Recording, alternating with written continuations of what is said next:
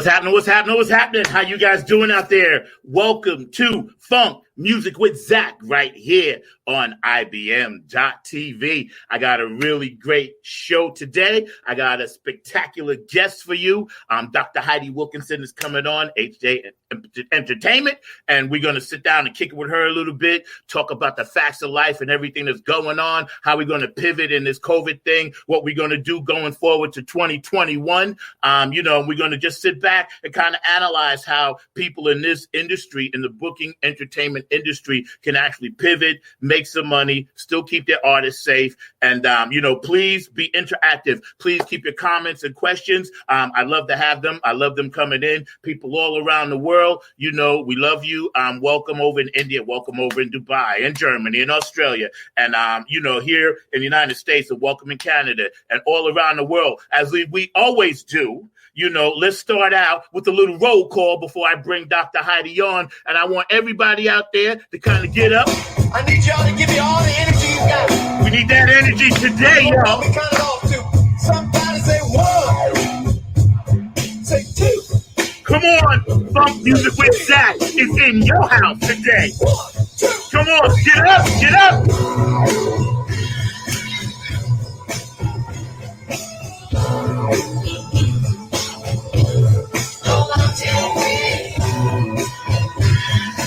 Yeah, nothing but the funk, y'all.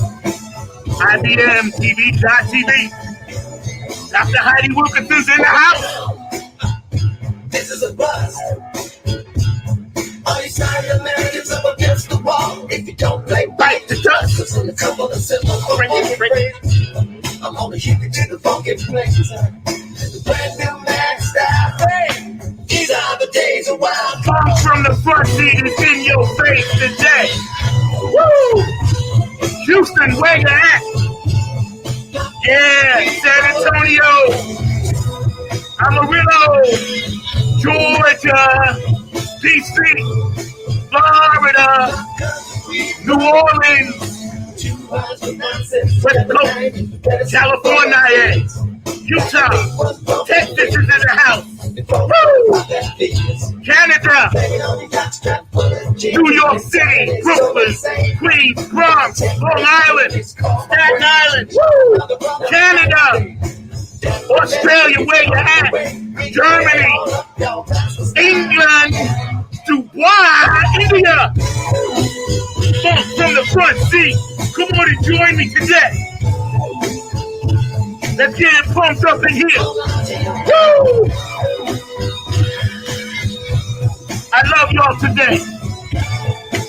KTO, get some. Everybody dance. Everybody dance. Yeah, welcome to the show. Right now, I want to let you guys know, coming right here, sitting right next to me, Dr. Heidi Wilkerson. Welcome, my dear. How are you? I think you're on mute. Nope, Mark, she got on mute. We got her on mute. I can't hear you. I lost your volume.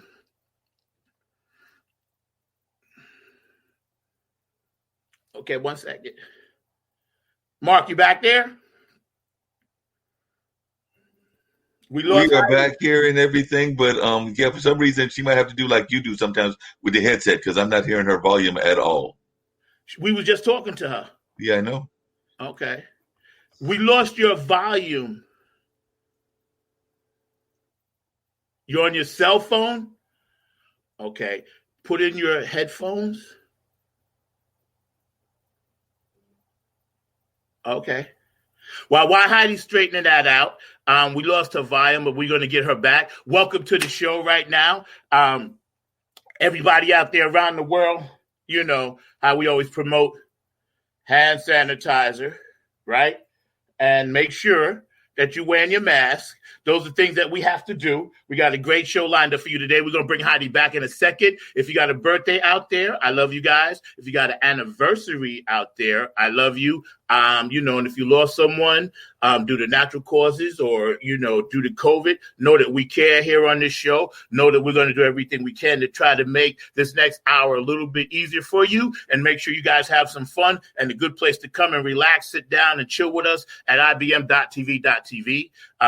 We're all about peace, love, and all that good stuff. So we want everybody out there to understand that you got a place to go when you think you have no place to go. And if you're feeling some kind of way, by all means, please contact me. I am all over social media, Twitter and Instagram and Periscope and Facebook. And you can always find me somewhere. Just look for Zack Robertson, Funk Music with Zack. Contact me, hit my Facebook page.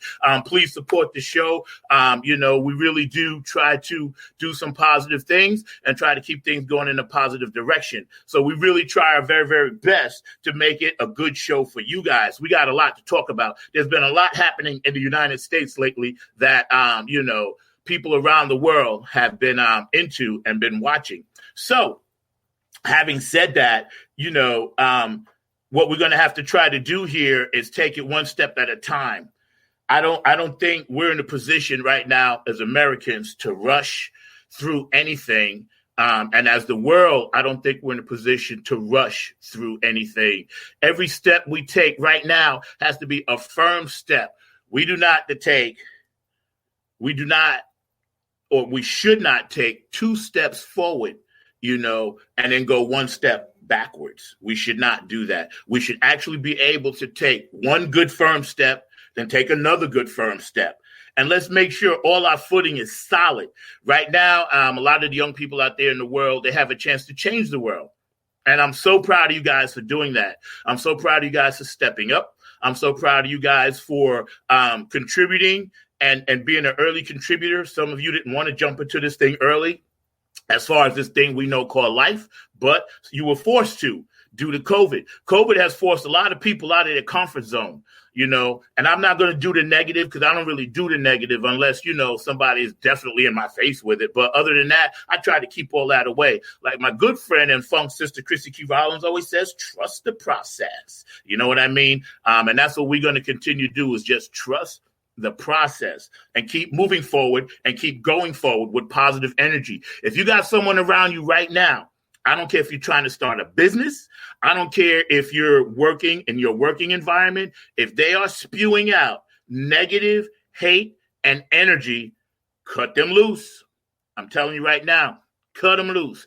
Don't waste any more time trying to change anyone's mind, trying to dictate your opinion. So please cut them loose. I'm just reading the comments right here. So Mark says, let me know when you're ready. Okay, yes, we're still waiting on Heidi, so that's good. Thank you, Mark. I appreciate that. So check it out. As we move forward in 2021, and this is Heidi's area of expertise, so I'm going to let her talk about this, but I'm just going to bring it up for a minute. There's a lot of venues that are no longer going to be available to musicians, to artists, to poetry acts, to plays, to things of that ilk. So what happens is everyone now has to find a way to pivot. So as we pivot, we just have to remember it ain't always going to be what we think it's going to be. And I'll say that again. It ain't always going to be what we think it's going to be. Hi, Cheryl. How you guys doing? I love you too, sweetheart. Thank you. I'll tell you why I'm rocking the purple. I rocked it all this week, Cheryl, because of Kamala and the pearls and the purple and this and that. And I got my pearls, see? So I'm rocking with you. Yes, right. My Virginia Dance Club Funk Ambassador. Hi, Danita. How you doing, sweetheart? I can't wait to have you guys on the show. It's going to be orchards. Oh, I love that. I needed a hug, Cheryl. Thanks. Yeah, when we do our thing, man, it's going to be tight. You guys are going to have a good time. So anyway, I was getting back to this. As we move forward and as we look at the entertainment industry, I don't care what you're doing, right? I know, yeah, you see the pearls, yeah. Cool. So, yeah, Heidi's getting ready to come back right now. A little technical difficulty, but that ain't no thing because Sir Nose can't never stick his finger and his nose into the funk. You know what I'm saying? Can't be done. So, And again, I'm getting some comments from my Club Funketeer ambassadors, Cheryl and Danita and everybody. So, that's my fam over there. I love you guys. Y'all are crushing it, man. We're going to do some great things. Seniors on Step on Board. Hi, how you guys doing? Yes. And we're going to get that done, a whole show just for you guys. So it's going to be tight. Heidi's back. How you doing, Heidi? I still can't hear you. I don't know what happened. I know. It's okay. Don't worry. It's okay. We'll figure it out. Take your time. Reboot. Go out and come back in. All right, I got you. Don't worry. We got you. Don't worry about that. Yeah, technical difficulties happen all the time. And that's just something that we got to roll with. Hi, Shawana. How you doing? Welcome. Another one of the Club Funketeers. We're going to keep it funked up all the time. We just got to get Heidi straight and get her back on and see what happened. So as we continue to go forward and we try to deal with the aspects of entertainment, simply looking at that, again, if you're doing, poetry, or if you're doing, any type of event that's going to require a large amount of people and a lot of moving parts. I was just talking to Heidi earlier about this, before the show, and, it's going to take a lot of effort, and a lot of people aren't ready to do that just yet. And, she's going to come on and talk about this as far as venues putting out the insurance, as far as, venues feeling secure and safe, that if something happens, they won't get sued. And that's what it comes down to a lot. People get sued for certain things. And, and I get it. I mean, I don't control all of that. I have no control all of that. So my mantra is don't worry about things that I cannot control. Like we Club Funketeers always say, hey, it is what it is. Keep it moving. But use the power of the one. I do believe that a lot of people this summer are going to try to force things in. And that could be good and it could be bad. The way it could be good is that, people are still using their creativity and they're still willing to push their ideas and products. I hear you, Mark, but the way it could be damaging is that, something, we could continue to spread and we could continue to, not really be as healthy as we need to be. I do think that going forward, the masks and the hand sanitizer and the social distancing is just going to be a way of life. And I'm always trying to think, well, how would I do a festival? Or how would we perform? Or how would we, do something like that and not be able to touch people and dance with people and do that thing. Okay, we're going to try to get Heidi back up and see what's going on with that. I'm not really sure what happened, but we'll see what happened. And, so I'm always thinking how that has an effect on everything. Hi, Heidi. Hi, can you hear me now? Yes, we got you. Welcome back. Thank you. Welcome back. Well, yeah, it's not your fault. It happens sometimes, different time zones. Don't worry about it. We never panic here on Funk Music with Zack. Dr. Heidi Wilkerson, HJ Entertainment. Welcome to Funk Music with Zack. And I had the Prince, man. I gave you such a dope intro, too. I had to rock and bump it for you. But I'm going to bump it for you at the end, I always come on with some funky stuff. I got a few of my Club Funketeer members watching.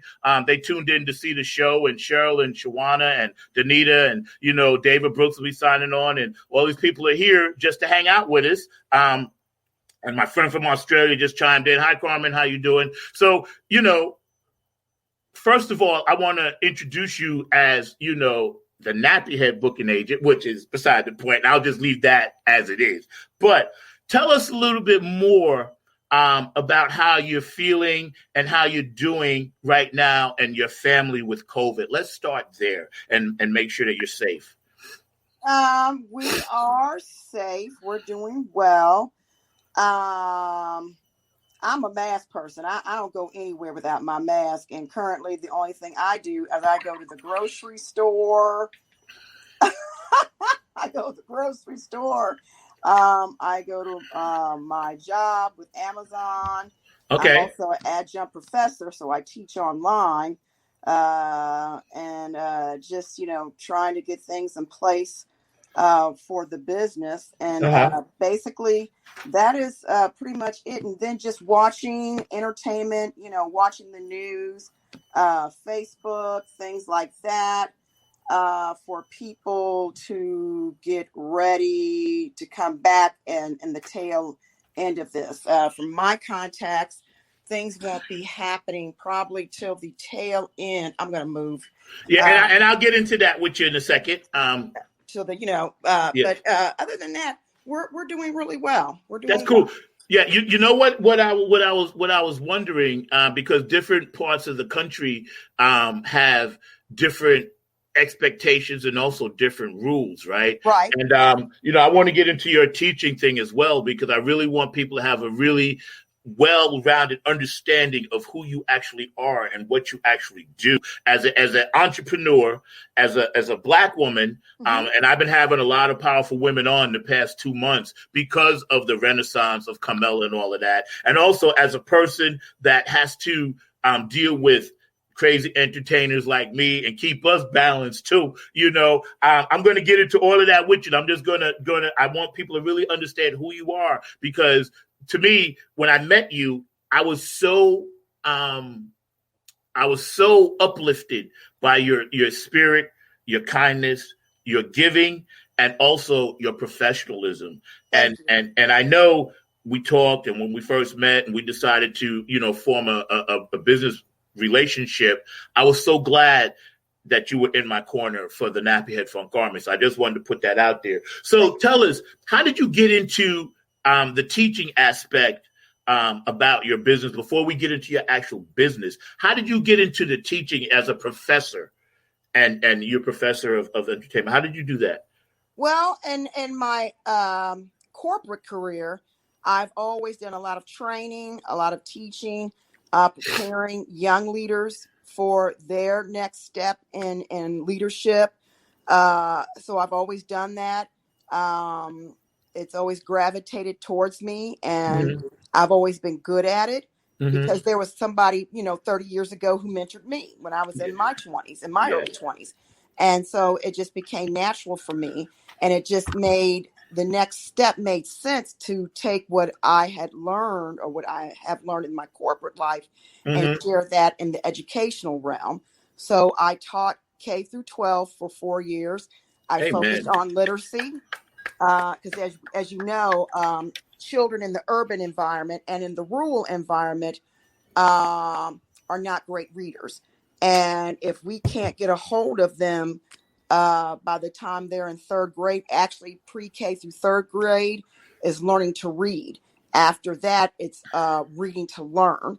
And if you don't have those reading skills and those comprehension skills and critical thinking skills in place, as the workload gets harder, as the material gets harder, students fall further and further behind, not because of the lack of of the intelligence. That's not what it is at all. It's just that they haven't learned how to take that intelligence and move it into the learning realm through reading. So I did that. And then when I was finishing my doctorate, I knew I wanted to be an adjunct professor. I knew I wanted to teach adult learners. I knew I wanted to empower women, especially women of color, to get out there and be able to make your own living. Because let's face it, I'm 56, so I am of the generation that believes in marriage and having children within the body of marriage. And I've been married, 2 wonderful kids, yay. But, the older that we get, especially Black women, finding a partner is not, it gets less and less, right? To find yourself a good, viable partner to share your life with. So we as women, we got to learn how to make it out here on our own. If you have that wonderful relationship, that's awesome. But if you don't, you have to learn how to be self-sufficient, be able to take care of yourself. And my father, God rest his soul, he told my sister and I that, get your education, always have your own money in the bank, your own vehicle, your own home, have your own stuff, and realize that relationships and men are gravy. Y'all are extra. So, and that came from a man. We extra.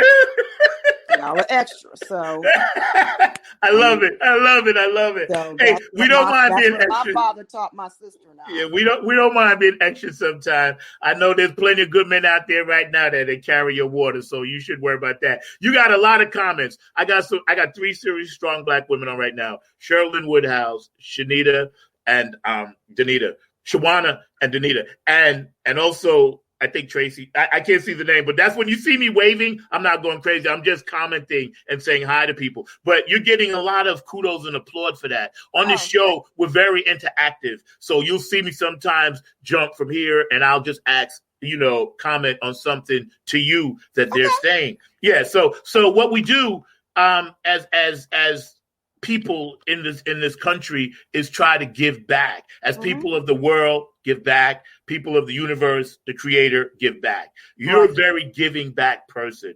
Being in the educational profession, number one, is just truly amazing. You're preparing minds for the world, sowing seeds, and then they go out into the world and do that thing. Right. You're and independent. That's where I'm blessed. Yes, you're independent. Yep. My son, he's 31, Logan, and he is a musician performer. He's traveled all across the country and the world for his craft. Matter of fact, he's got new music coming out this year.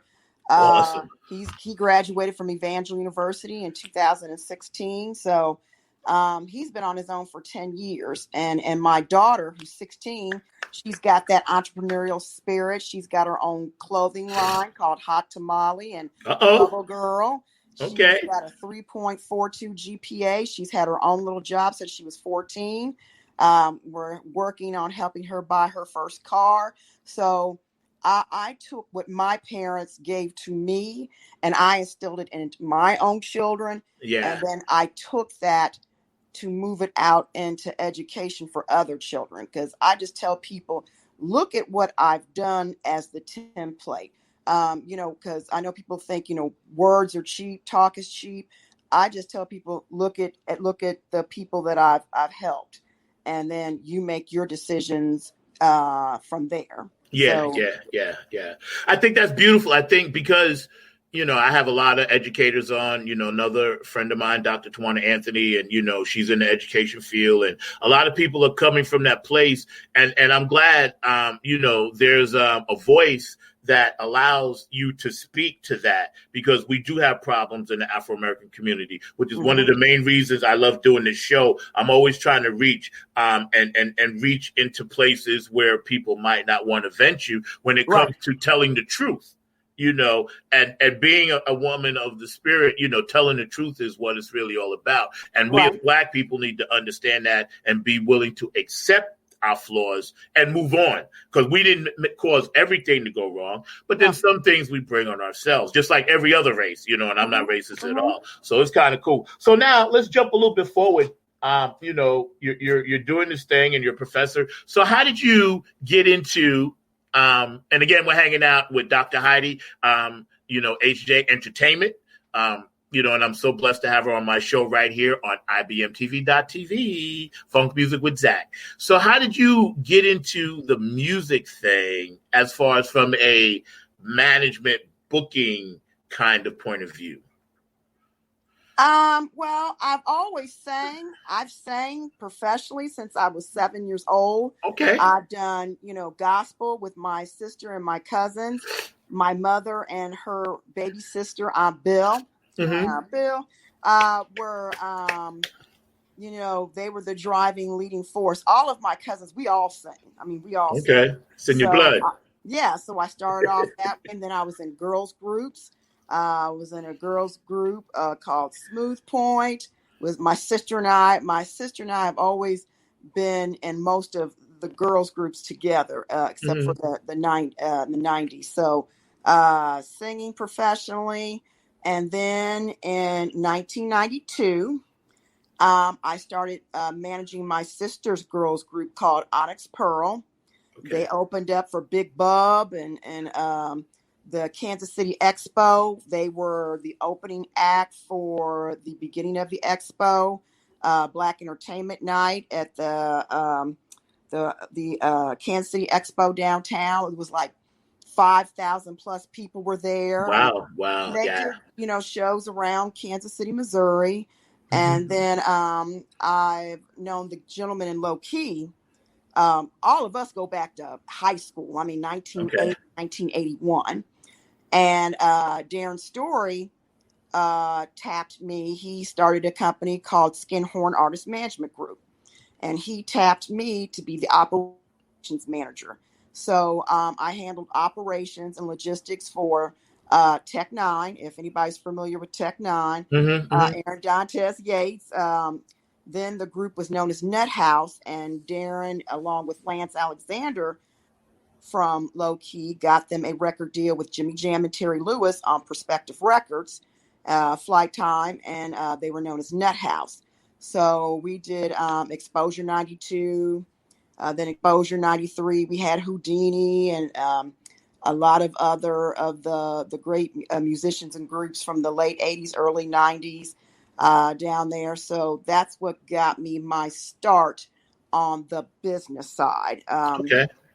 And having been a professional singer and singing backup and things like that, I am uniquely qualified for booking because I understand the ins and outs of it, the rigors of the road, especially if you're an up and coming artist and you don't have a tour bus or you don't have a lot of money backing you. You are on your own, Yeah, you're that's using right. your vehicle, you're using your gas, insurance, keeping your cars or however you're doing it up and running. So when you're doing festivals, 3, 4, 5, 6, 7, 8 hours away, those are all things that, have to be thought of. And I think a lot of musicians, they don't see that. They just see the artistry and getting out there on stage and making the music and being creative and performing the music. They don't, I won't say they necessarily don't understand the business side. They don't really, I'm not sure if not caring is the right word either. They're just not concerned about it. Their mindset is that that'll take care of itself. Yeah, let me ask you a question. Where are you originally from? Because I know when I met you, you were in the Missouri area, I think, right? Or Kansas City. So where are you originally from? I'm originally from the funk capital of the world, Cincinnati, Ohio. I knew you were going to say Ohio. I knew it. The funk capital of the world. Bootsy Collins would be happy to hear Ohio. that. So yeah, we hung out with like the Rude Boys from Cleveland. Michael Wave, his hit single, Instant Replay, You and Me, One More, Play Me Another Love Song, One More. So, I mean, that, my sister did backup stuff, and oh my gosh, the guys from the Deal, Babyface, and I'm face friends with Carlos Green. So every now and then, he and I chat about stuff, and oh my goodness. Yeah, just a lot of the greats, coming out of Ohio, that Cleveland, Dayton, Cincinnati area. Jazz band and all of them Ohio players. Yeah, Yep, Roger. We went to a wedding. Oh my Lord have mercy. We went to a wedding, my sister and my cousin, and it was a member of Roger's family. One of his cousins were getting married. And we saw that brother come in with this glittery red tux on, the bow tie, red bow tie, white shirt. We were like, Roger, just come on now. This is not your day, sir. But Roger, all of them. Somebody is asking Cheryl, they want you to sing for them right now. You get put on the spot because you sang. You can think about it. Get back to me on that one in a minute. All right. Because I'm going to continue this. Can it be gospel? You can be anything you want. Okay, this is your show right now. Okay, go for it. This song I debuted in 1999 at my church. Oh, this is good. Marvelous. Okay. I will sing your praise, for you have done such a marvelous thing for someone so wretched, yet my soul you have redeemed. No one else could do it. No one could care half as much. Yet you thought my soul was worth it. Yet you gave your only son.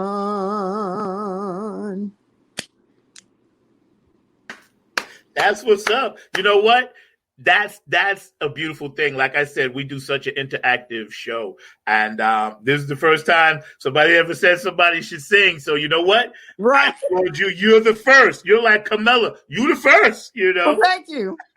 There have been a lot of firsts in my family. I come from that's all good. Family with a lot of firsts. That's all good. So let me ask you, right? Now that people really understand who you are a little bit on this show, and again, we're hanging out with the amazing, good friend of mine. We've been friends. And she does the booking for the Nappyhead Funk Army, and Dr. Heidi, she likes to be called, but she's an amazing, beautiful spirit, and you personify what we have on this show. And I really, really appreciate your time. And I know you're an hour behind us, so I know it's a little bit earlier. So again, I want to say thank you. Thank you. When you talk about, and to young people out there that's listening, and to people in the business, when you talk about the musician, not the pure artistry of it all, and that's a very good point, because a lot of us, myself included, don't really dot the I's and cross the T's on the business. So that's why we have people like you in our lives, because we're always thinking about, oh, well, I got to make this song. I got to do this. And now that I'm older, I understand that side of the business a lot more. And I'm so glad you said that. That's so important. You have to know the business side as well as the entertainment side. Correct. And when you bring on an artist besides the artist that you have, what are some of the things that you tell them? And I'm saying pre-COVID. We'll get into post-COVID in a minute. But pre-COVID, if I was an artist and I'm coming on and I'm like, hey, Dr. Heidi, I want to, be down with you. And, what are some things that you could tell, young artists out there as far as, trying to get into this business? It's a long road. It can be a hard road. In the beginning, it is a thankless road. Record labels out there are doing more with distribution, working with independent labels. A lot of your record labels aren't investing the way they used to in artists back in the 60s, 70s, and the 80s.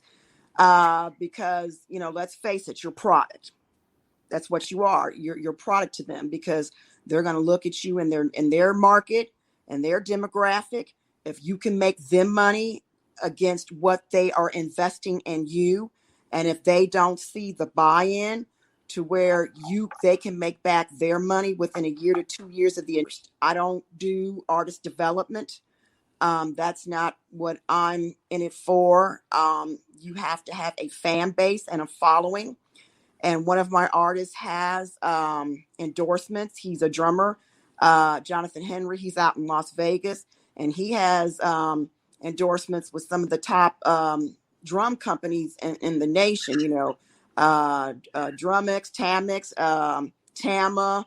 I know it had Yamaha. I saw that Yamaha, too. All that stuff. Yeah. But you have to have a good following. You have to be able to fill at least 85% of the house. If you cannot fill at least 85% of the house, have a following on all social media platforms. And I'm not talking about 500 or 600. I'm not talking about 5,000 or 6,000. I'm talking about 30,000 plus. If you don't have that, you're not going to make it. Or you can do little rooms that maybe have 50 people. And I'm telling you, these small venues that have 125, 150 seats, at fire capacity, they want to know you can fill the room. And I'm not talking about their clients. They have their built-in clients that come to see them, that hang out in their spaces all the time, especially if they're known for bringing in good live music. Don't use another venue's clientele to jump you off. That's not going to work. You're going to be really disappointed. And those talent buyers and booking agents are going to want to know, okay, can you fill my house above and beyond what we have that come each week? You have to show that you are a moneymaker. If you can't show that, I don't care how good you are. I don't care how wonderful a musician you are, your talent, how creative you are, how wonderful you look in pictures or on the stage. They're not going to book you. And that's fact. They're just not going to book you. They're just not going to do it. And that is the fact of it. And the scary thing is, a lot of these venues want live music. They want good entertainment locally, and some of them will spread out regionally. But still, for local entertainment, it's what, $200 maybe to $500, if that, and for you to be able to have a good following, to plug their business as well as what you're doing when you're doing your flyers, your digital flyers. They want to know that you're a good risk. And even if, like I said, if $500, if you're a 125 seat venue and, you've got your food and drink, you're maybe making $5,000 a week. So, which is, 10% of your budget to spend $500 a week or a weekend on entertainment. So most smaller venues only set aside 10 to 20% of their operating capital for entertainment. And that's why you're seeing a lot of these smaller venues are moving back to DJs. Yeah. Because it's more lucrative for them. It's more profitable, and it just makes economic sense. Tracy from SEG TV agrees with everything you're saying about, artists, being more or less like just product. And it's about the numbers.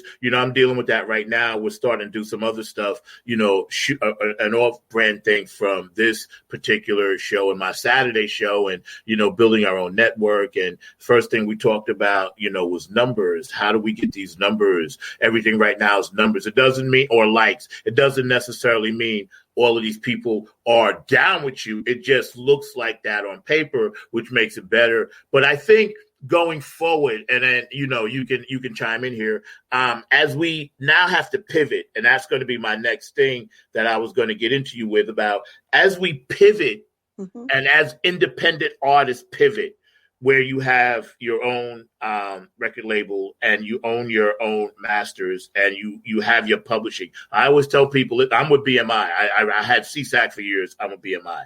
So what happens is, make sure, if nothing else, if you're a writer out there, just make sure you have your own publishing company, BMI, ASCAP, CSAC, whatever. Because, hi, Linda Marie, how you doing, sweetie? Because that's a foundation that they can never take from you.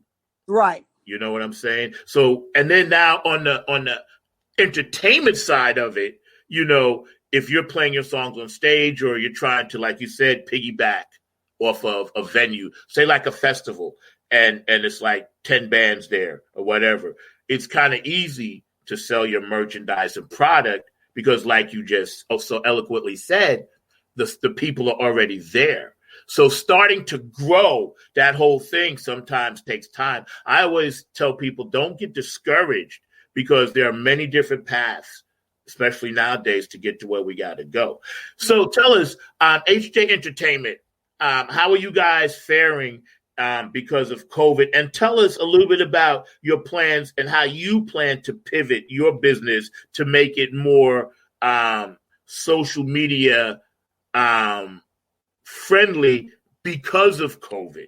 You know what I mean? Like right. The virtual part of your business. How did you guys pivot, to make that work and going forward? Well, my promotions partner, Cassandra Askew, her company is Life and Entertainment with Gina Heels. Mm-hmm. And she does something very similar like you. She does her weekly podcast, her weekly interviews with different artists and things like that throughout the United States, the world. She recently signed on with Comcast, Awesome. XOD on demand, Yeah. Roku, Fire Stick. So she has a 2 million plus followers. You know, wow, that's what's up. Good for her. For my artists, and then just for my business alone. COVID, I've probably lost would have been about $30,000 in revenue from booking. Yeah. Because I have two acts, Ernest Walker Jr., who's a saxophonist, jazz fusion saxophonist out of the Florida area. I book festivals for him that pay him anywhere from $10,000 to $15,000. He does the bigger jazz festivals and things like that. You know, the weekend things that have 15 to 20,000 people that come throughout the weekend. Yeah. And yeah. then there's Ricky Fontaine. Yeah. Ricky Fontaine, you know, he was on Virgin EMI for several years. Just Google him. He did one of the soundtracks for the movie Robots that came out in the 90s. He's been on Ellen DeGeneres, Conan, Jay Leno. I can book him in the $25,000 to $50,000 range. And then, you know, working with you, getting you all, you know, and those festivals. So major festivals, major venues, the ones that I book, that's done. I'm sorry to hear that. That's out the window. Yeah, I'm so sorry to hear that. Did COVID offer your company any relief? Because I know there's a pandemic, unemployment. No, because I'm self-employed. I'm a sole member LLC, and I don't have employees.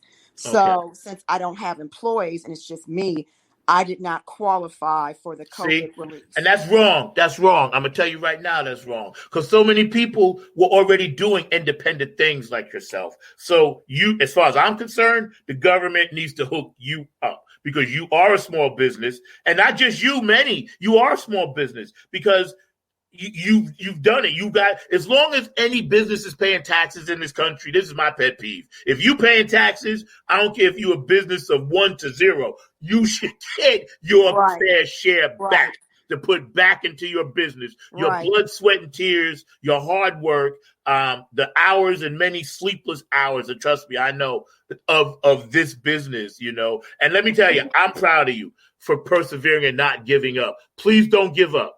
Not just for myself. Don't ever give up. You know, things happen.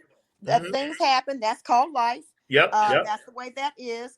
I've just told, you know, my artists are doing other things. My drummer, Jonathan Henry, and his band, the Intuitive Soul Band, he does a weekly podcast in the park where he invites local musicians there in the Vegas area to come out and just have a nice jam outside in the park. Let's get him on. Let's get him on the show. Yeah, I was telling you I was going to get with you to get him on there. Let's get him on. That's set up. And he can play live.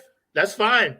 And he does that, and then he does like a small Q&A. It's about a 25-minute program once a week. My singer, Trinity Marquis, she's also out of Vegas. She won the international karaoke competition for 2020, was in the top 3. So she's just honing her skills, working on her costuming, working on her show, getting that down. The same thing with Ricky and Adrian Bartholomew. He's from Trinidad, Tobago. So people are just, you know, working on their shows, doing other things. Good. Virtual things, internet things. You know, just things of that nature, because they already know this entertainment's going to be the last to come back. It just is, just because it's a people-oriented business.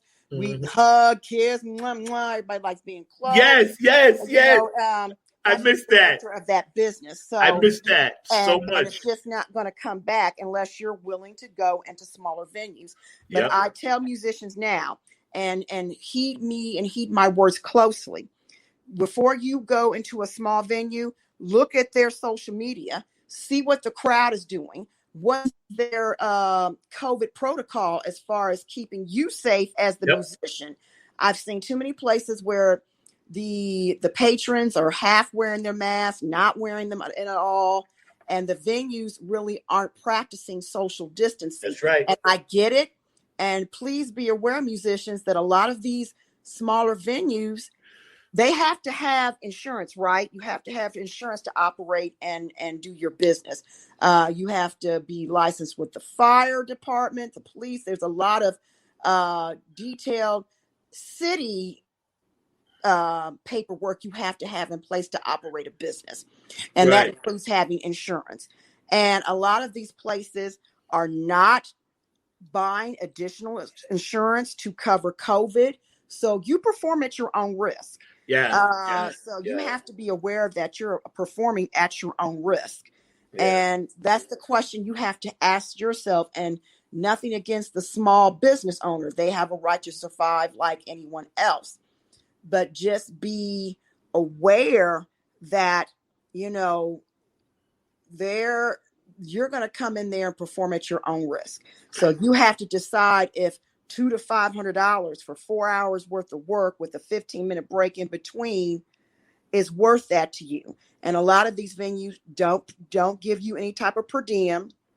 So you can get tea, water, and soda for free, but they're not going to comp you a meal. They're not going to comp you an alcoholic beverage. So now you have to break it down. Okay, it's COVID. They don't have COVID insurance. I play at my own risk for $200 to $500 for 4 hours. No food, no drink. You know what? And I'm so glad you said that. Again, here we are with the amazing, fabulous, beautiful entrepreneurship, Dr. Heidi Wilkerson, HJ Entertainment. She's breaking it down, giving you guys some valuable nuggets.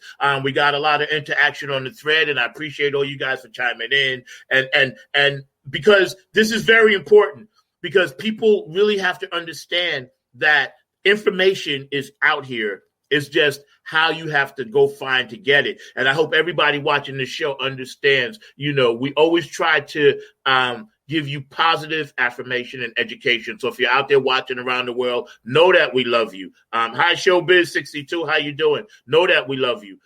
So I'm glad you said that, because you know what I thought about? And this is true.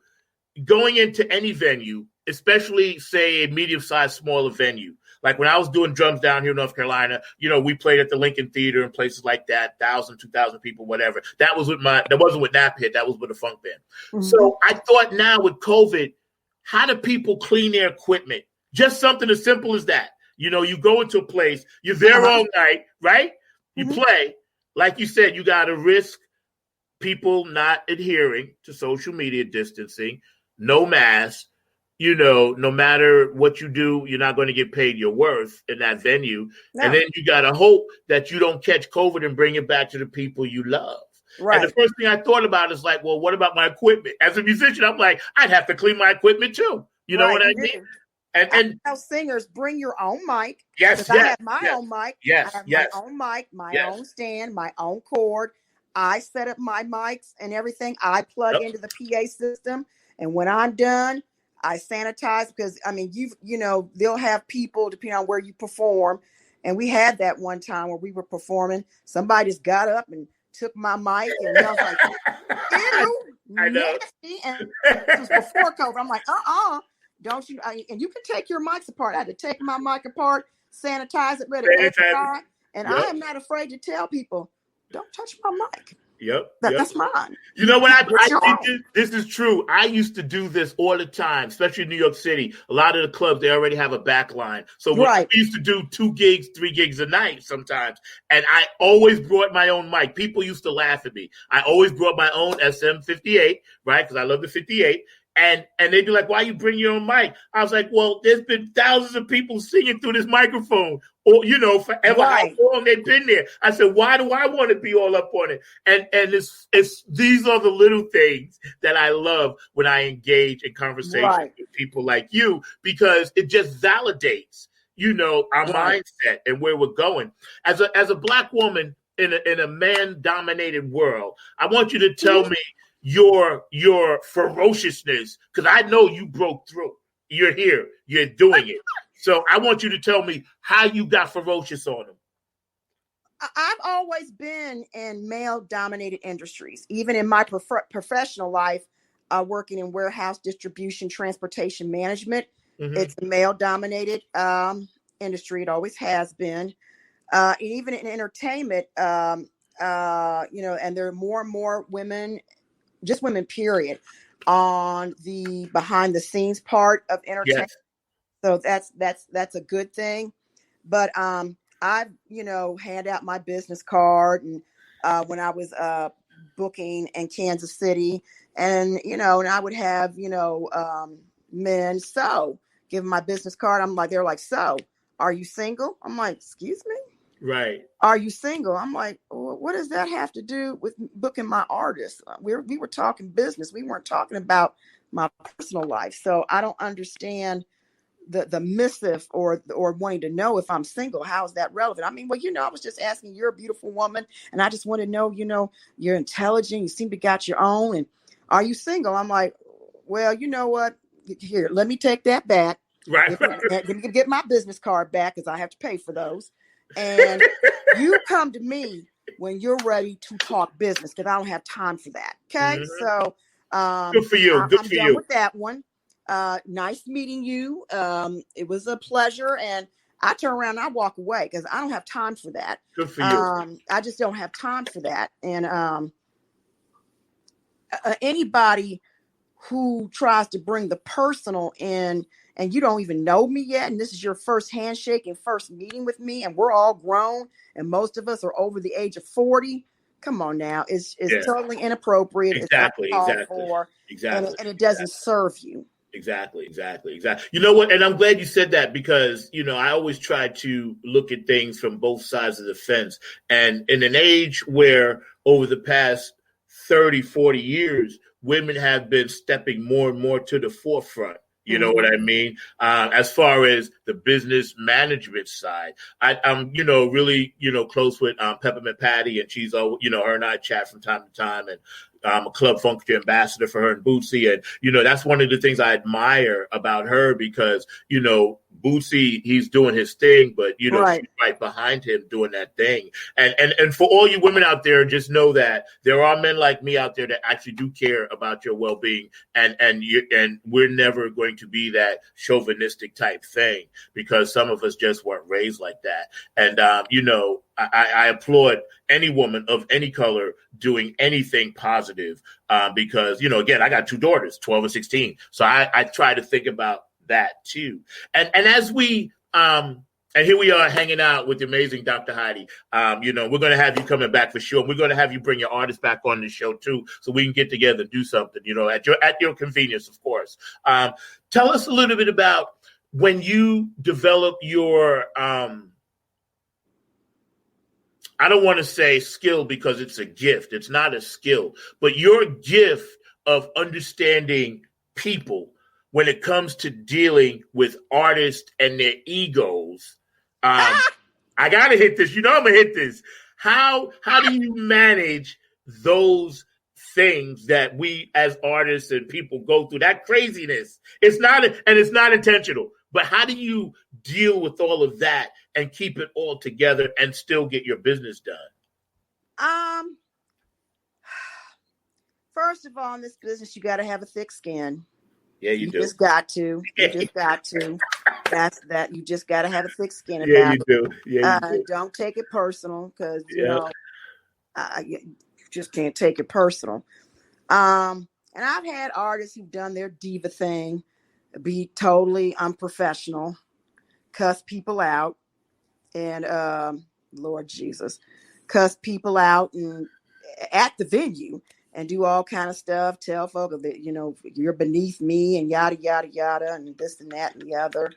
And, you have to start thinking because if you have artists who don't know how to control themselves and as a booking agent, I'm not going to do that because you're grown and you ought to be able to know how to be professional and act professional in that environment that you're in. It's not up to me to tell another grown person how to act.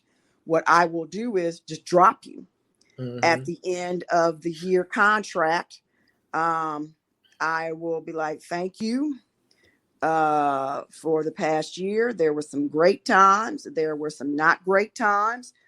The cons outweighed the pros. and your behavior is affecting my business to where I can't book you anywhere. I can't book you anywhere. And then people will start to associate you with that artist. Yes. It doesn't matter how you are. Yep. They will start to associate with that artist. So if you're like, well, I represent Joe Blow. Oh, is that Joe Blow? Yeah, he's represented by Dr. Heidi Wilkerson.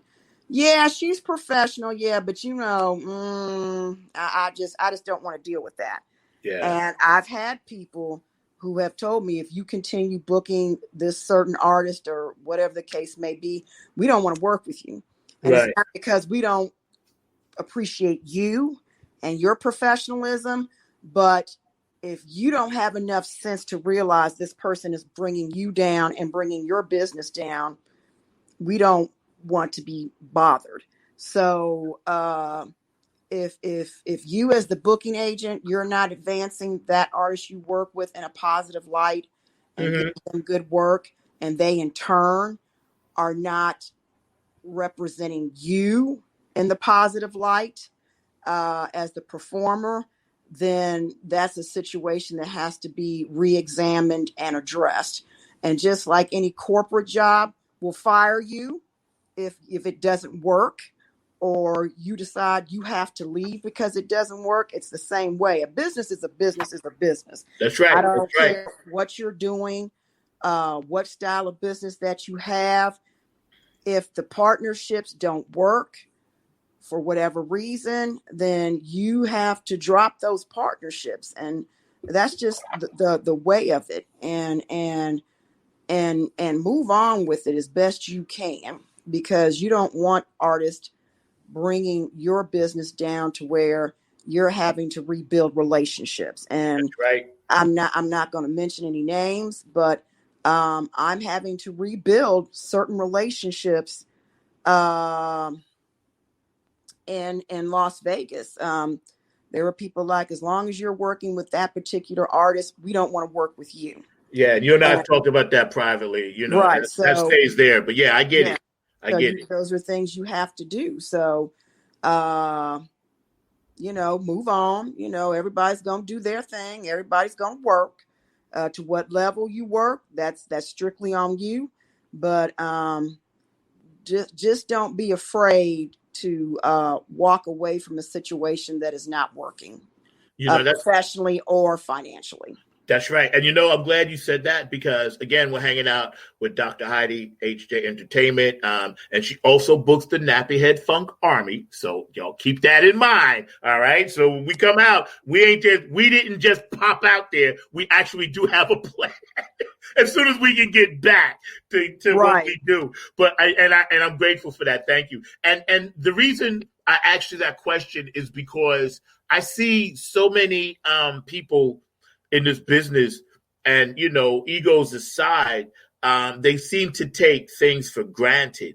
And I think one thing COVID has taught us, it doesn't matter what business you're in, don't take nothing for granted. You can't be all of that and ruin someone else's reputation. And I think that's very foul, that people sometimes don't consider, like, she or he represents us and we represent he or she. It's like a marriage between a booking agent and a band, or a booking agent and an entertainer, solo band, whatever. And so far, I know for me personally in life, I've been pretty blessed. I did have my one time that I told you about privately where, somebody was stealing from us. But other than that, God has always steered me towards really great people such as yourself. And we got a little time left. We're hanging out with Dr. Heidi Wilkerson. What I do, I'd like to bring and thank, first of all, my director and producer, Mr. Mark Lee. I'd like to bring him on for a hot second, because Mark always has an interesting question after he's listened to our show. So I usually bring Mr. Mark Lee in right about now, the man with the greatest radio voice in the history of radio. Mark, you met Heidi earlier, Dr. Heidi, this amazing Black, beautiful entrepreneurship woman, dominating in her business, doing all these great things with a wonderful family. So tell us, Mark, what do you have for Dr. Heidi?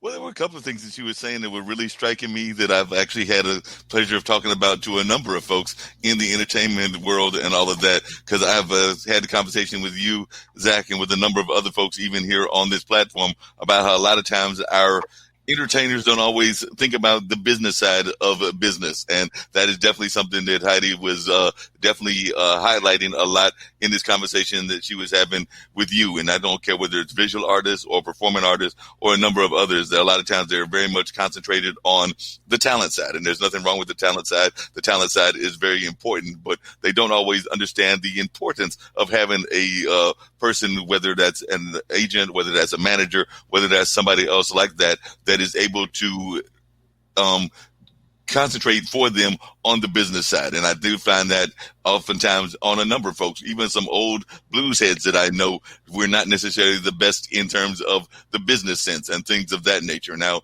the negative side of that is that sometimes folks will see that and they will use it as a way to kind of like exploit folks and things of that nature. And I can tell that Heidi is not that type, but I have seen some folks that have done that in the blues world where they might see an older artist and realize that they don't have the business acumen, and they will take advantage of those kind of artists and things of that nature. So I'd love to hear Heidi maybe make some comments on that, because there are some folks that are less scrupulous on the management side. I can tell that Heidi is a wonderful manager, but there are some folks out there that will definitely take advantage of the artists, and they might offer them an opportunity to help with the rent or to help with a number of other things that sometimes our blues folks need and things along that line. But then they are actually pocketing a lot of the money, more than they would need to actually get in terms of representative fees. We do know that the manager and the people in this field, and I have done this work as well. As Zach can tell you, I've actually worked with a number of festivals here in North Carolina, and I'm actually on the board of the Carolina Theater, which is actually right now in the process of being shut down because of COVID. I don't think we'll be coming back till the fiscal year, and that's assuming that things actually happen the way that they should. It might even be that we're out of commission for the entire year. But I would love to hear your thoughts about how sometimes there are less than scrupulous folks that do take advantage of people. Particularly, I'll just be blunt, a lot of times it's folks in the white society that are the ones that are taking advantage of our Black artists. So I'd love to hear some of your thoughts about that, both historically and even currently. Well, first of all, artists need to understand your product, right? Just like a manager or a booking agent or a record label will push that product, that talent buyer, that venue, they're always looking like, okay, what am I getting for my investment? If I'm going to pay this artist, this product, $2,000 or $3,000 for a 45-minute show, what are they going to do? Are you going to help with the advertising? Are you going to help with digital flyer release? Are you going to do some type of offer where, you do a meet and greet, or buy one ticket, get one free, or couples ticket, whatever the case may be? And read your paperwork, read your contract. Just because somebody's throwing $3,000 in your face, you're like, oh my God, I'm normally used to making $300, and now I'm getting ready to make $2,000 or $3,000. Still read the contract. Get paid 50% up front, 10 days after the contract is signed. Right. Because anybody who is a major festival or talent buyer, they're not going to quibble about that. Well, okay, that's fine. If they're like, can you give me like 45 days? Can you give me like 60 days? You don't want to deal with that, because they don't have their financing in place. Right. They don't have their marketing plan in place. They don't have their business partnerships in place. They're just not in place. So, if a festival, a concert, a corporate gig, a private show cannot give you 50% upfront in a cashier's check, not a company check, cashier's check, right, within 10 days of signing the contract, don't do it. Right. Because they're not for real. They would like to be, and that's great, but they still have a lot of work to do before they can do that as well. Just realize there are a lot of good musicians out here, and there are talent buyers and venue owners who see you all as a dime a dozen. Right. They can get good local artists who play for $100 and a pizza and a pitcher of beer. They just will. So don't sell yourself short. Okay. I understand of wanting to build a following, get your name out there, but pick and choose how you do it. Look at your demographic. Look at your marketing strategy. Look at the city that you're in and the music that you're doing. Does that music fit where I'm living? Is there a market for the music that I'm doing? Especially if it's original material. Unless you've got a 30,000+ following and they just love you to death, you could spit and they're gonna be, he spit, she spit. You know, be careful about introducing original music out there too. You just got to be careful. Do your homework. Check to see if they're a member of the Better Business Bureau. Check to see if they are a licensed S corporation or a LLC. I am an LLC, which is a limited liability corporation sole member. You need to know if they're not willing to invest in their business and get an EIC number and be registered with the IRS, then don't deal with them. Because if they can't invest in themselves and make themselves a reputable business, why would you want to perform, unless it's a private show? Why would you want to do that anyway?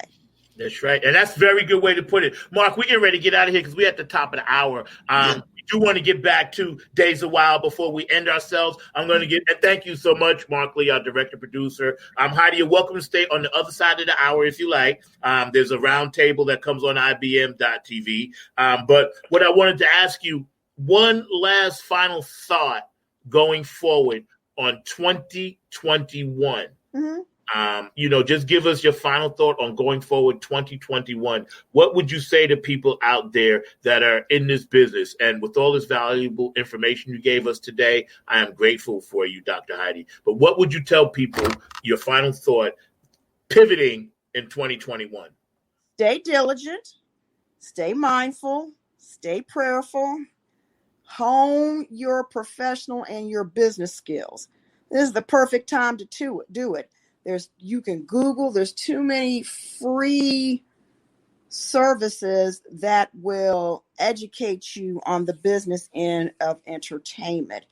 If you've got a pretty good following, start a podcast, go out, do something weekly. I mean, we've got too much social media and too many ways to be interactive to where your fan base doesn't have to see you at all.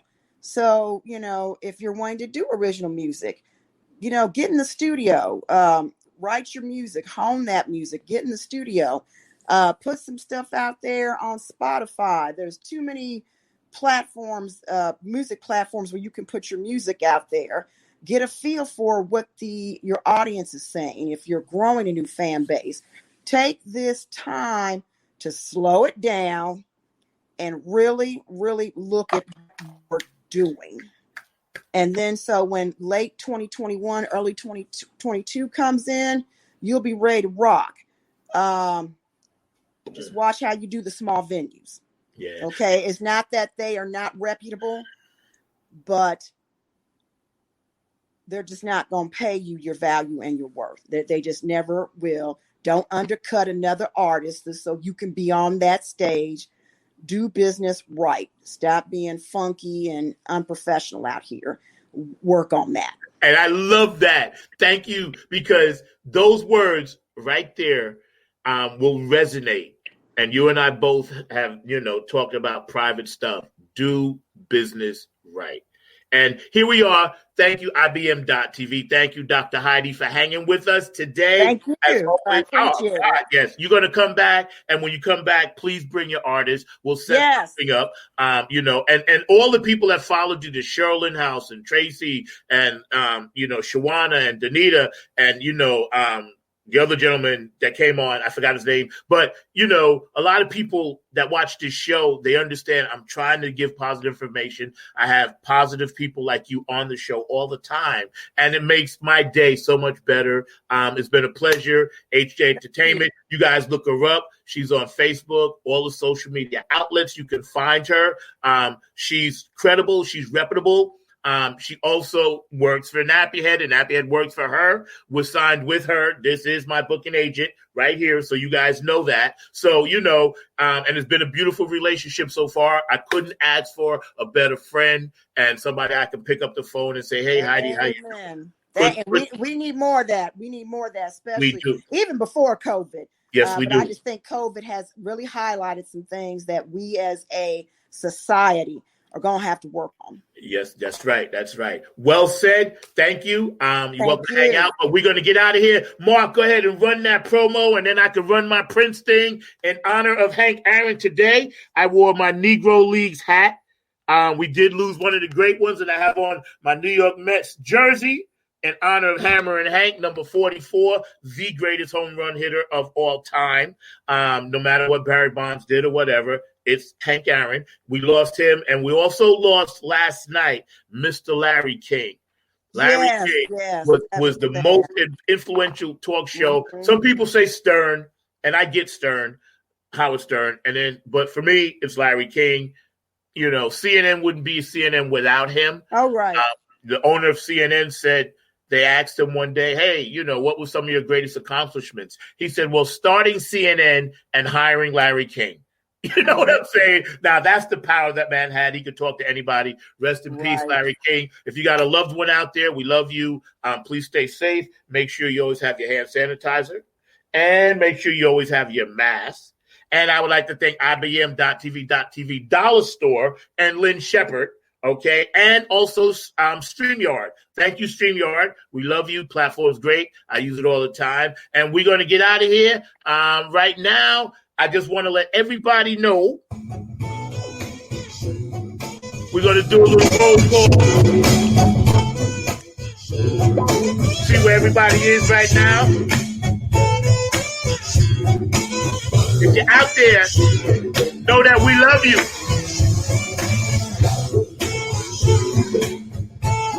And we want everybody to stay funky, stay safe.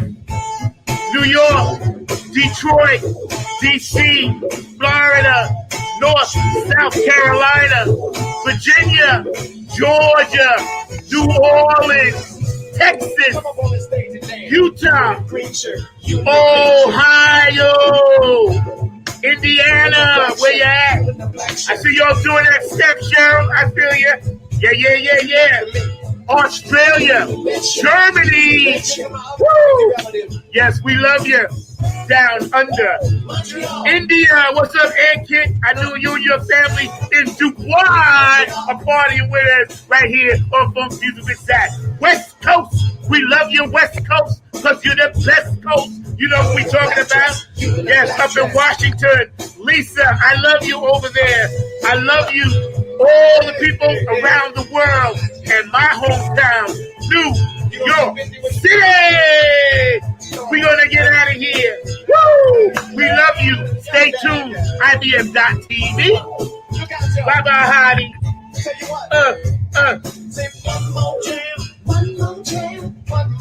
I feel y'all out there. Yeah. I got my pearls and my purple, y'all. This is how we go out. I love y'all. It's been a great show. Funk from the front seat and Funk Music with Zack, y'all. Woo! Y'all have a good one out there. It's been a great show. I love it. Dr. Heidi, HT Entertainment. Bless your heart. You got my heart. I got your back 100%. Nobody better ever not mess with you, because I'm bringing a funk army if they do. You feel me? Thank you. Appreciate it.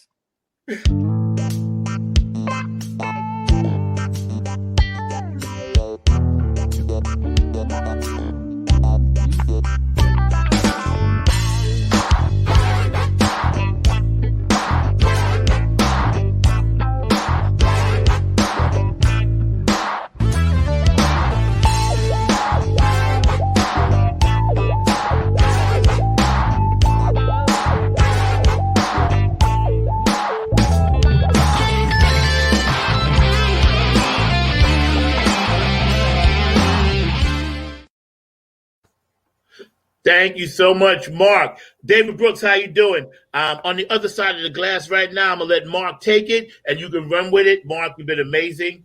And I just wanted to say thank you. Heidi, you were great conversation and all of that. Hopefully we're going to hear from some of the folks from IBM TV. I know that I had heard that definitely Kim may pop in, and there may be another guest popping in as well. But right now we're just going to continue the conversation going and all of that. I know that Zach may need to take at least a little bit of a breather and everything, but I'm hoping that you can at least stick around for a little bit, Heidi, and everything. But one of the things that I was vacation, so I took some vacation days. So I'm at home chilling. But what I am going to do, I'm going to put my hair up. So I'll be right back. All right. Sounds good. So she's going to go do that, go take care of, get herself in that order and everything. And like I said, we're definitely hoping that she'll come back and a number of other folks will come and join us as well in our conversation. And all of that has been some amazing conversations that have taken place.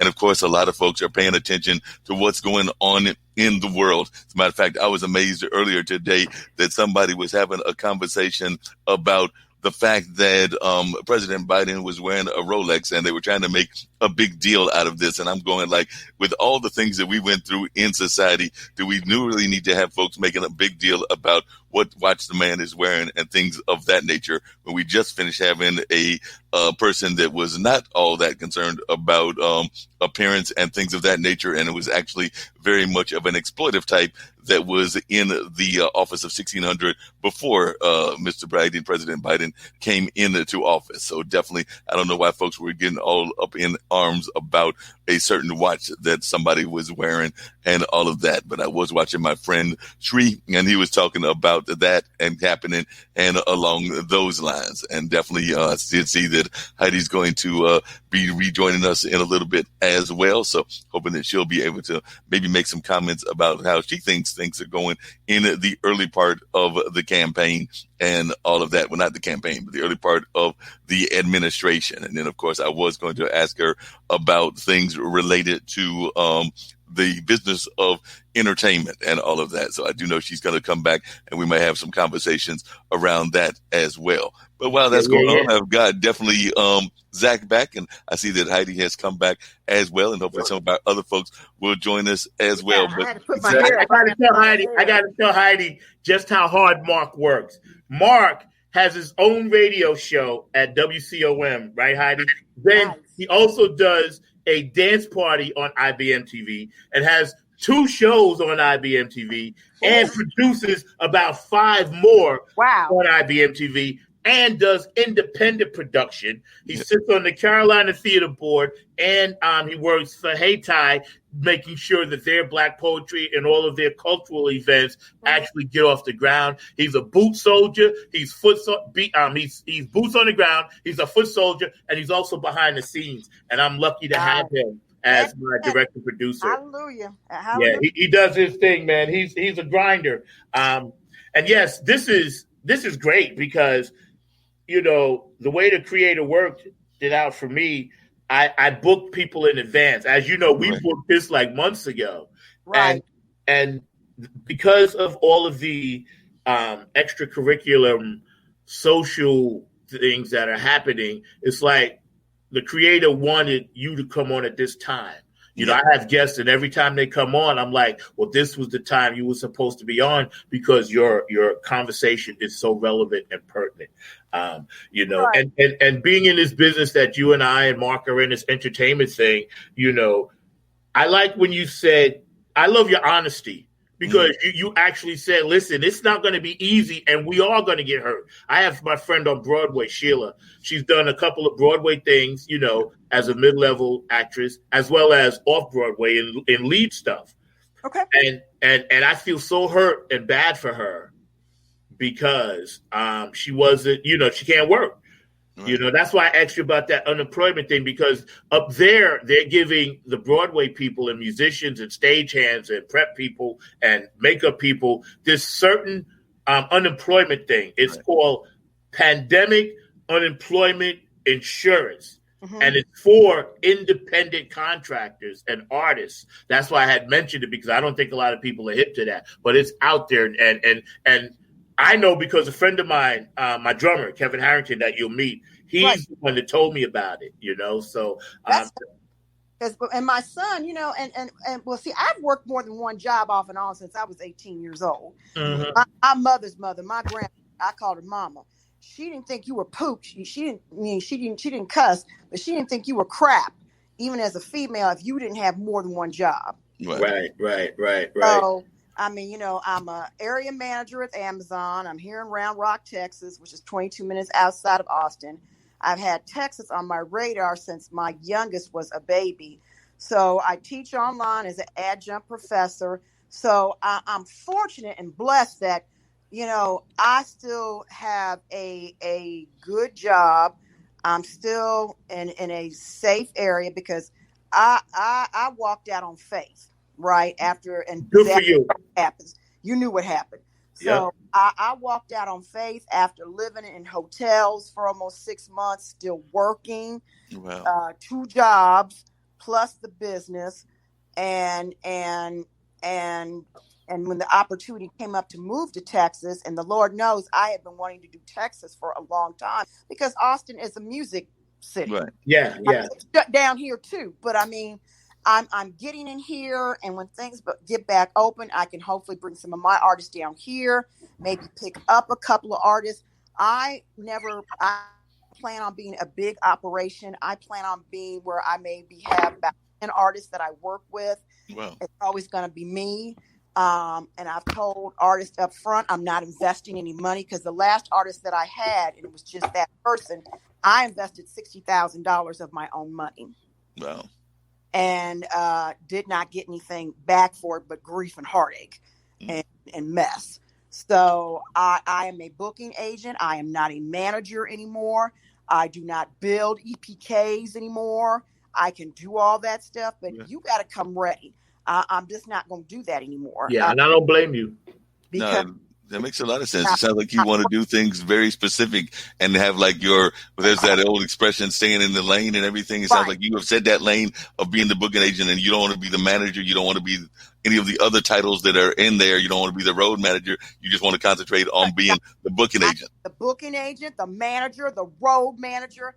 I mean, the last year, oh my God, there were days where I was up 36, 37 hours on the road, right? And my artist was not making that money, but because I thought we were building the business together, even though I always kept it a sole member LLC, because my father taught me a long time ago, till people prove themselves to you, you keep everything in your pocket. That's right. So that part, it was always mine. But, going without heat, without water, so I could pay band members when his shows made no money, because while he's a phenomenal artist, he has no name recognition and no hits. Right. Yeah. So the shows that we were booking for him, and I was booking great venues, I was booking 800 to 1,000, 1,200 seat rooms, and that nobody would show. And I was going through iHeart Radio and all these cool radio stations, spending money on promoting the show, digital flyers, yada, yada, yada, you name it. I was paying for it. But then he would get angry, well, how come ain't nobody at these shows? What the F is going on? And I always wanted to tell him, because you got no hit records and you got no name recognition. Yeah, you got to have some kind of niche. It's funny you say that, because the way, and Mark knows this, I told people this, and it was my little secret that I learned from the Funketeers. You got to have one or two things. You got to have that niche. Right. Or you got to have, like you said, a pop hit. So some of us come through that niche, because with us, we were able to ride the coattails of Bootsy and George and all of them, and we developed a niche. So I automatically know any fall off crowd from their shows is automatically going to come to local funk bands like our shows. And then, little by little, we were able to get on major shows. But I'm glad you said that, because that's very important for people to understand. In this world of 3-minute, 20-second hit songs that they loop and do and play, that costs money. Kevin and I were talking about this, my producer. Remember, Mark, we were saying about the numbers when we was on the Zoom call, and we were saying, some of the major record companies, like, Heidi, they buy all the lights back just to blow it up. So then they can go to say, hey, we have XYZ. So now, like, for instance, I don't even know this kid that's doing the Super Bowl. I don't know. I never seen him before. All I know is he's there and he's popular. He's got a hit song out, and nothing against him. I'm glad he's doing it, right? But I was like, Super Bowl artists are always supposed to represent the bulk of people. And this is one thing that always made me mad. They never did funk. Never did funk. And I don't know why they stay away from funk. Thank you, On Light Lamb. I love you too. Hi, Cheryl and Mark and Heidi. You guys can elaborate. The biggest sporting event in the world has never done a funk band. And I have to say, there's a tint and a hint of racism there. I'm not saying it, but I'm just saying it. I'm not saying because they always see funk as this grimy, nasty, old cosmic sloppish type thing, And with George Clinton and Bootsy and Bernie Worrell, those brothers had deserved to do the Super Bowl at least one time. Because if Snoop Dogg is going to go there and sample their music and Ice Cube and do it, the original band is still alive to do. And this is something I've been fighting for. I've started petitions about this because I want, and if you listen out there, Super Bowl people, I want P-Funk at the Super Bowl. My thing is, and I'm not a football person. I don't get into organized sports, but the Super Bowl shows that I've seen that have had people of color, Beyonce, Michael Jackson, Prince, Whitney Houston, Janet. What else did they have? They had crossover appeal. Right. They had a large white audience, a large Latino audience. Matter of fact, their white audience, Latino audience, and Asian audience following was bigger than their African American following. Good point. At crossover appeal. Yes. Here's another thing. We, people of color, we always want something for nothing. Right. We always want the best of everything and don't want to pay for it. That's why Beyonce doesn't come any closer than St. Louis, Missouri when she does a show. Look at the demographics of where some of these Black artists perform, right? They don't come to certain locations that have a bigger African-American population because we don't want to spend the money. Right. I ain't paying. I'm like, and then we get mad when artists don't want to come here or go to certain places because they're tired of that mess, right? They're tired of that stuff. That's like, there are certain venues in Kansas City I just won't work with. And that was actually something I was going to ask, and I was curious about. As a booking agent, what do you do when you run across festivals and things that are lowballing folks? Because I know that even here we've got a street festival, and it's our name Street Festival, but they're only going to pay you a very low amount. Zach knows this. That's why he's shaking his head because he knows that a lot of times they won't pay anybody more than $500.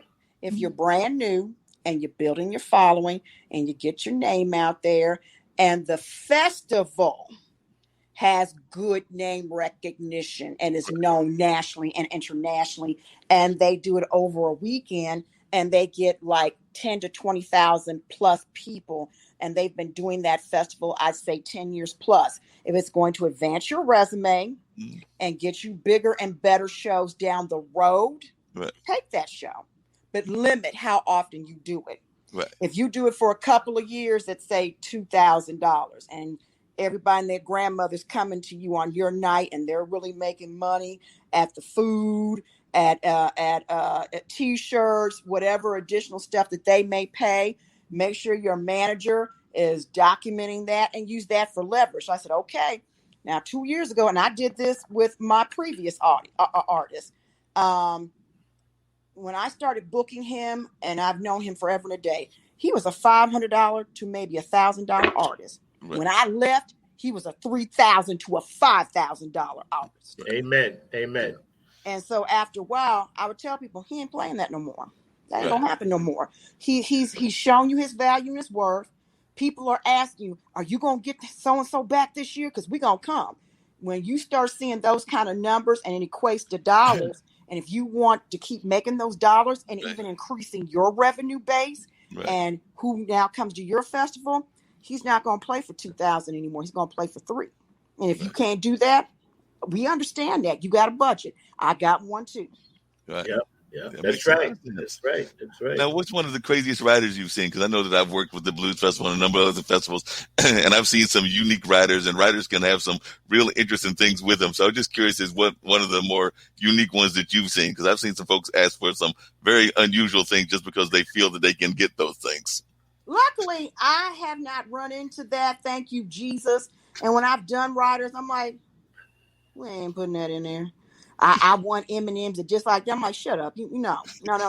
We're gonna have some water, have some tea, have some soda, have some food, some chips, a clean place for you to get dressed, go to the bathroom and chill. That's what's gonna be on your rider. Because you start asking for stupid like you Ed Sheeran and all that. And even the Ed Sheerans of the world, you got folk be like, Ed, I know you dog, but come on. I know, right? Exactly. You know, it's funny. That's a good question, Barb. And Heidi, I love your response. But it's funny because a lot of times people would wonder how all of that actually happens. You know, like they just think automatically stuff shows up, but somebody has to make that happen. That's where you come in, Heidi. So when people ask for things, that's right. There's logistics, right? So what we used to do is be like, okay, like I know our thing was always pizza. My band was pizza, and I would always want Monster energy drinks and water. That was it. Or maybe I would order also vitamin waters for my band, right? But we never really got into that whole ego thing. And we would be like, okay, look at the venue and look at what's there. Is there a Kentucky Fried Chicken there? Get us a couple of, we would try to work with venues because we understand the logistics of it. That's why a lot of, when you're there and Aerosmith, they want blue M&Ms because they want to make sure the guy read the contract all the way through. So they can do that because they're Aerosmith. But, when artists are coming up, it's funny how perception is not reality.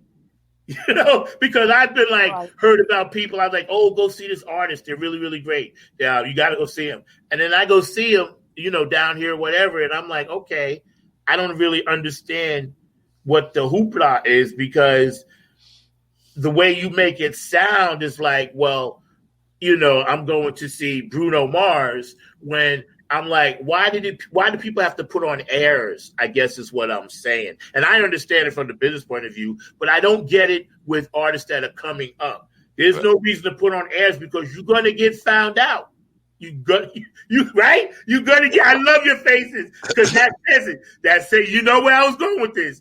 You're gonna get found out. So all I can tell you is don't lie. Don't embellish. But what happens is when you're a $500 to $1,000 artist and you're working certain venues, people don't care about your resume and who you work with, especially if you have command of the stage and you're genuinely a good artist. They don't care about that. What I got into was when I moved him up to the $3,000 to $5,000 range. That's when folk wanted to start verifying the resume. Mm-hmm. And then when things started coming back not true, and I was like, oh boy. Yeah. Boy. And that's when the Vegas thing got like, Vegas, we verified here, Doc. And yes, don't lie. And if you, Doc, you need Doc. Let me tell you, I'm rebuilding my. I know you are, and I work for Bootsy and Patty now, so I got to tell you that was a big on that. You know what I'm saying? You asked them about that. I found out about it. I inquired. My God, you asked them about that. I did. I inquired. Jesus. I inquired, and it was done. It was done in a very classy, respectful way. It was done. And I know they said, we don't know who that brother is. What is that? Past. See, the difference is paths can cross, but that don't mean that they actually embraced anything. Right. It could be simple as, oh yeah, boom, yeah, I met the brother, whatever. I was cutting through or passing through, or he was passing through. That's not a relationship. No, it's not. Just because I played at with a corporate wedding band for Whoopi Goldberg does not make me her friend. What I'm saying? She was there. I was the entertainment. That was it. I said, hey, Whoopi. She said, hey, I said, hey, how you doing? I kept it moving. You know what I'm saying? That does not make me Whoopi's confidant.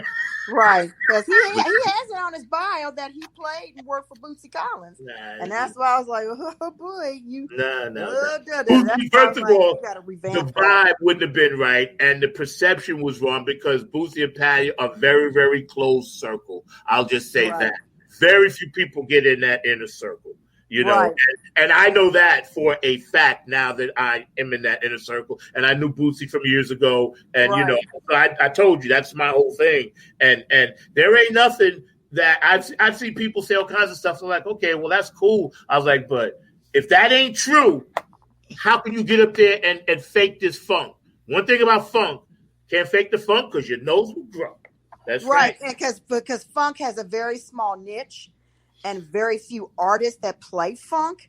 Yep. You lie about what you're doing. Right. We know each other. Go and take a picture. Hey, you know this dude? What does he say he does? Oh, he plays funk. No. That's right. That's right. He didn't play with us. Didn't play with, what I'm saying? It's funk. That's the one thing about this community. It's not, and I do the corporate wedding thing with Creations Music, the pop thing, bigger circle. Funk, as worldwide as it is, like you said, Heidi, it's a small knit community. And we know each other by word of mouth and by just association to association, But yes, So Mark. Now you had the pleasure of. I'm sorry. You had the pleasure of being raised or living in 3 musical communities, because as I was hearing you talk to Zach earlier, I was thinking to myself, well, this lady has lived in Austin, and like you said, it definitely has that indie music kind of vibe and everything. Kansas City is well known for its jazz and for its blues and things of that nature. And of course, Cincinnati is home of the funk, as you earlier said, and everything. So what was it like growing up in that environment, and what impact did that have on the development of your career? Because like I said, it seems to me that you're drawn to musical communities. Well, because I come from a family of music on my mother's side. I mean, back to my great-great-grandmother. We've always sang. Played some type of instrument. My instrument is this. I tried playing flute and the cello and the organ, and instruments is not my thing. My vocal cords are my thing. So, I mean, I said I've been singing since I was 7. I've been in girls groups. I've been part of opening acts and all of that kind of thing.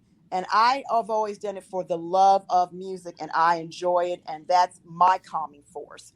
Would I have loved to have been famous and all that wonderful stuff and made money and great? Yeah, that'd have been cool. But that's not the way it turned out for me. I'm fine with that. But music is always going to be a part of my life. Amen. I don't mind taking the back part of it behind the scenes. I don't need to be out front like that.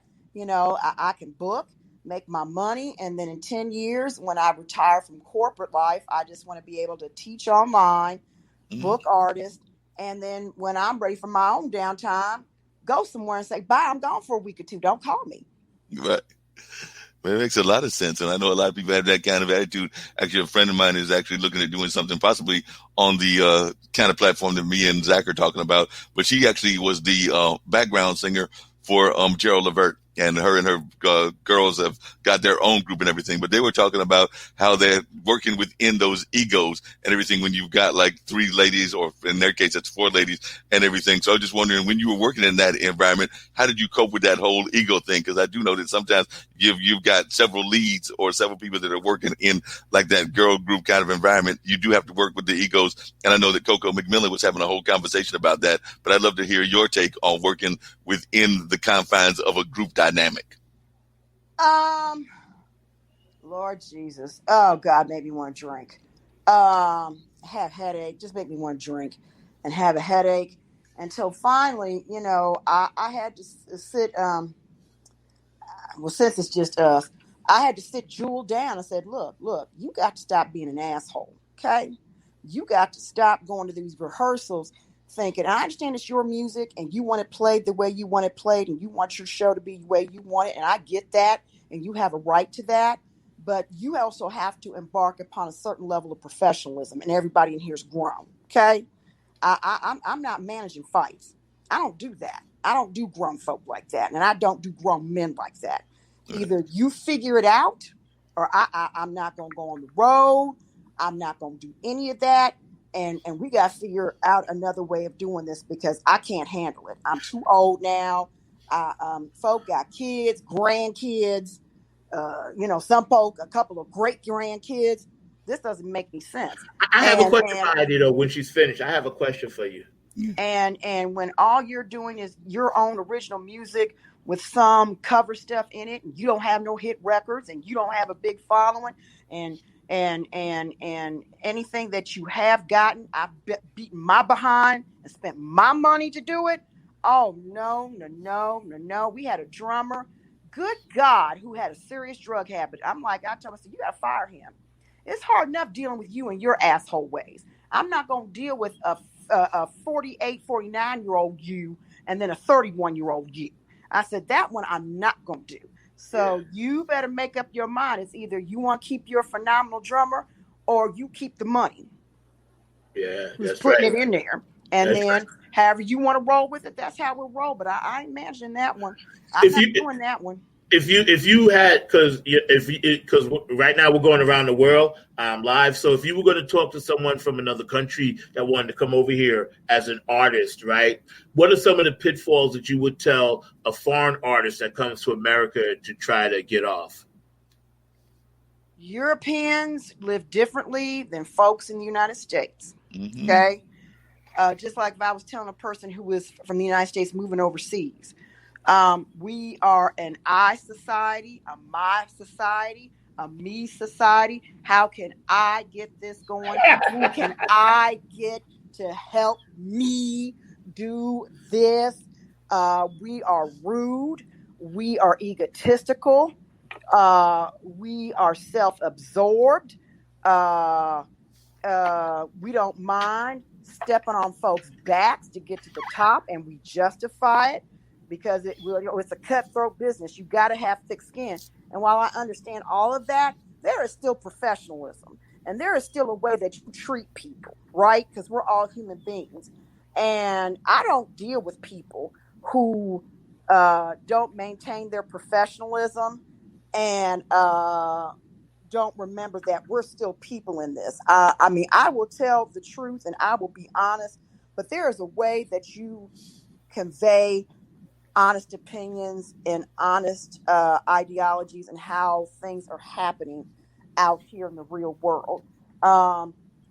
Saying stuff and being an asshole doesn't make you cute and doesn't garner you friends and people don't give you the high five. Oh yeah, he said it, he's an ass, but he said it.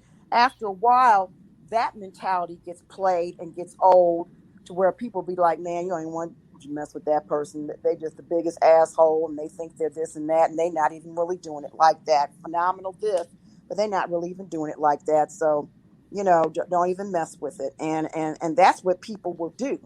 They won't even tell you what has gone wrong. They just won't mess with you. So if you are coming over from a foreign country, especially like Scotland, Ireland, Germany, Italy, France, the UK is kind of used to the American mentality, but some of these European countries aren't. Just tell them to be ready, and that these little venues act like they're all that in a biscuit because, we do live entertainment, we have a talent buyer, and this is what we're willing to pay. That's fine, but don't make it seem like you are only willing to pay this because you're the shiznit. Be honest and say, well, I only bring in about $20,000 a month or about $5,000 a week in overhead after my bar and after my liquor sales and my food sales. And after I pay my employees, I can only invest maybe $100 to $200 to maybe $300 a weekend on live entertainment. And that's why I only have live entertainment on Friday night or Saturday night. Be real about your business and what you're doing. Yeah. Right? If you can't do it, that's fine. Have a DJ. Yeah. Yeah, that makes a lot of sense. It costs to bring in quality, local, and even regional talent. And if you're not there yet, that's fine. If that's not your business model, that's fine. But don't go out here with a high horse and, telling musicians, well, you're only worth so and so. So no, that's all you can afford to pay. And I've told venues, okay, well, Marge can't do that because he's not performing even by himself in an acoustic set. He ain't performing for $75 a beer and a pizza. Yeah, that makes a lot of sense. That costs as much as gas. Yeah. One thing I was curious about is we just recently elected the first female vice president, African American, Asian American kind of background and all of that. So I'd love to hear your thoughts about having Kamala there in the seat of power and all of that. So I'd love to hear you talk about your thoughts of having her in the seat of power right now. I think it's a cool, wonderful thing. I started getting into politics when Barack Obama was still a candidate. I did political blogging. I did stuff like that. I stopped political blogging when my life was threatened and people were threatening my kids, calling me the N-word. My kids were pickaninnies and all that kind of stuff.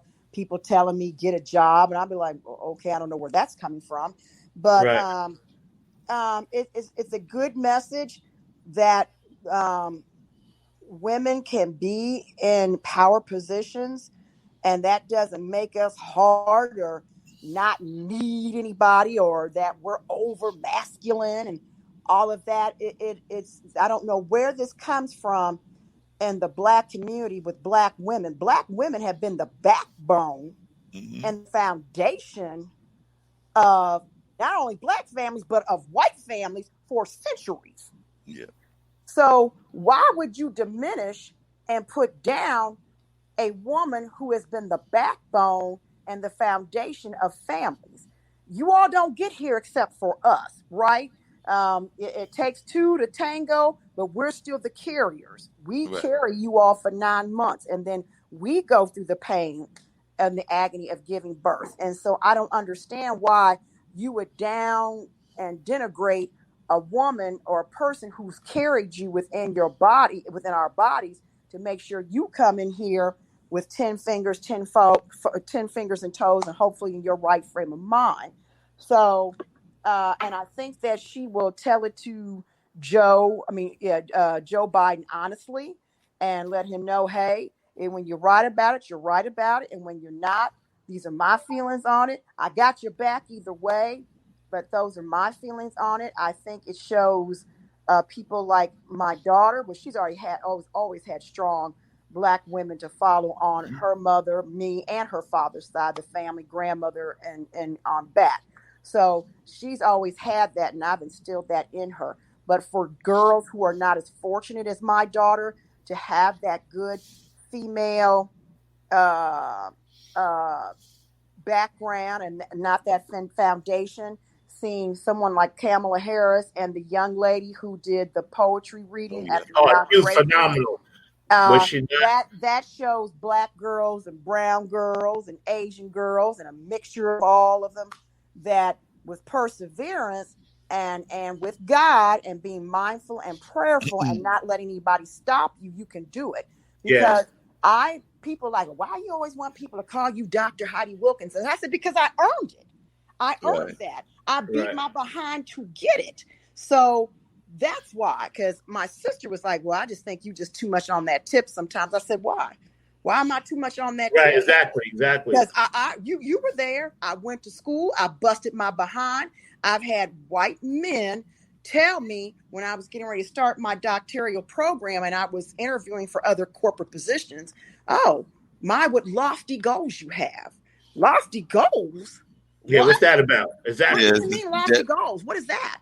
Yeah, that makes no sense at all. And it sounds like you can really relate to Dr. Jill Biden when they were trying to knock the fact that you wanted to be called Dr. Jill Biden instead of like the first lady and everything. But she, like yourself, she earned that doctorate. So it sounds like you were able to relate to her as well. Right. I earned that title. So when people address me, my students, Dr. Heidi, even at work at Amazon, Dr. Heidi, the back of my vest, Dr. Heidi. You don't have to call me Dr. Wilkerson. To me, that's a little overly formal, but Dr. Heidi is fine because I worked my behind off. I finished my associates, my bachelor's, my master's, my doctorate in 6 years, 7 months with a 3.82 GPA. Wow, that's what's up. The only time off I took was the scheduled breaks from school.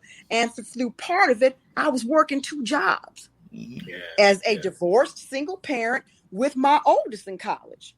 Yeah. That's one of the reasons why I asked you when we met, and you told me a little bit about your background. And I was, definitely into the entertainment part, but I thought you were the right fit for us, man, and booking our band, because I thought about what you just said, your determination and grit to go through what you went through. I said, well, if she fought that hard to get where she got with her education, she will definitely fight and work hard for my band. You sold me right then and there. You didn't have to sell me on the entertainment part. We talked about that. But when you told me about that, I was like, well, this woman will fight for my thing. Because of what you've done as a person. And to have somebody tell you have lofty goals, I mean, that's so systemically ignorant. Right. Because, Mark, you know yourself. Yeah. You're one of the outliers here in North Carolina. I always consider you an outlier. You're not in that slave mentality. You're on the outside of it. You're trying to do the opposite. And I'm sure people have told you that as well, Yeah, crazy. Definitely enough. The scary thing is, and I think about it sometimes, people of color come from kings and queens. Mm-hmm. We've had our own nations, our own educational systems, architecture. We're builders, engineers. This isn't a new thing for people of color. And even those who are going back to a more natural-based lifestyle, of getting solar, growing your own food, because I want to eventually do that. Give me a nice little plot of land so I can go back to growing my own food, solar, having me some chickens. That's not a new thing for Black people. Black people have always been in agriculture and farming. Yes, we came up even on that. Over in African nations. That's not new. But you got people out here who want to think that Black people growing their own food, that's a new thing. I'm like, you're stupid. Go educate yourself. Don't let somebody else tell you about who you are and who your people are. Educate yourself. Learn about it. But, I mean, when you look at, because I taught in urban schools for 4 years. Sweet Jesus. I mean, good God in heaven. I taught my last year in high school, and I had 3 of my 15-year-old girls, sophomores, pregnant. And they all gave birth right before COVID jumped off. And I'm like, why are you pregnant? What is wrong with you? I mean, her mom's 31. Grandma, I mean, the generational gap used to be 21 to 25 years of age. Right. Now it's 15 to 18 years. Wow. So you got a 15-year-old girl who just had her baby, 30-year-old mother, 45-year-old grandmother, and maybe a 60-year-old great-grandmother. Now, my son knew his great-grandmother. Grandma Nan was 100. Logan was 5. Right. Natural, yeah. And then one of my students, he was 8 years old. He asked me, he said, Dr. Heidi? I said, yeah. I can't remember the child's name. I said, yeah, what's the matter? He said, may I ask you how old you are? I said, yeah, Dr. Heidi's 54. He said, my great-grandmother's 60. I said, you're what? Wow. He said, my great-grandmother is 60. I said, what is wrong with that picture? Yeah. And then we wonder why there is the breakdown of the historical understanding of people of color, because a 15-year-old child can't teach it to a newborn when you're still learning. Yeah, they're still learning themselves. And then the other thing is that there's so much of that generational gap that goes on. And the other thing that I admire of some of our Asian brothers and some of the other countries around the world, including some of the African countries, is that they actually have a greater community connection. And I think that we've gotten away from that. And like a lot of times you might have a 15-year-old that just had the baby and has the mother and the grandmother, but a lot of times they're not even in the same environment or the same states. And a lot of times, so they don't even have that communal kind of development of the ways of growing together and everything. So I think that's another thing that we've actually lost, but I'd love to hear your thoughts on that as to whether you think that we can ever go back to creating those kind of like strong communities, even within our areas. Like I said, I know that Tulsa had that Black Wall Street, Durham has a Black Wall Street, and definitely I feel that we don't even do a good enough job of actually letting folks know about that history and even finding ways to rebuild that history. Don't forget Harlem. Harlem too. Right. I agree with that, but what people don't understand is when you talk about African Americans, right? 33% of us are also Western European. Look at me. Look at my hair. Anybody can look at me and tell I'm biracial on my mother and my father's side. So that plays a part of it.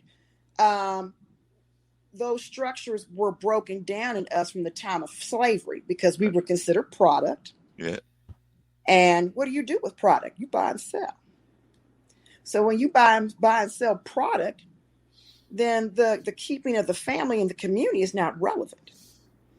So, here's what I think is funny. We are the only ethnic people or ethnic background of people that were not allowed to marry.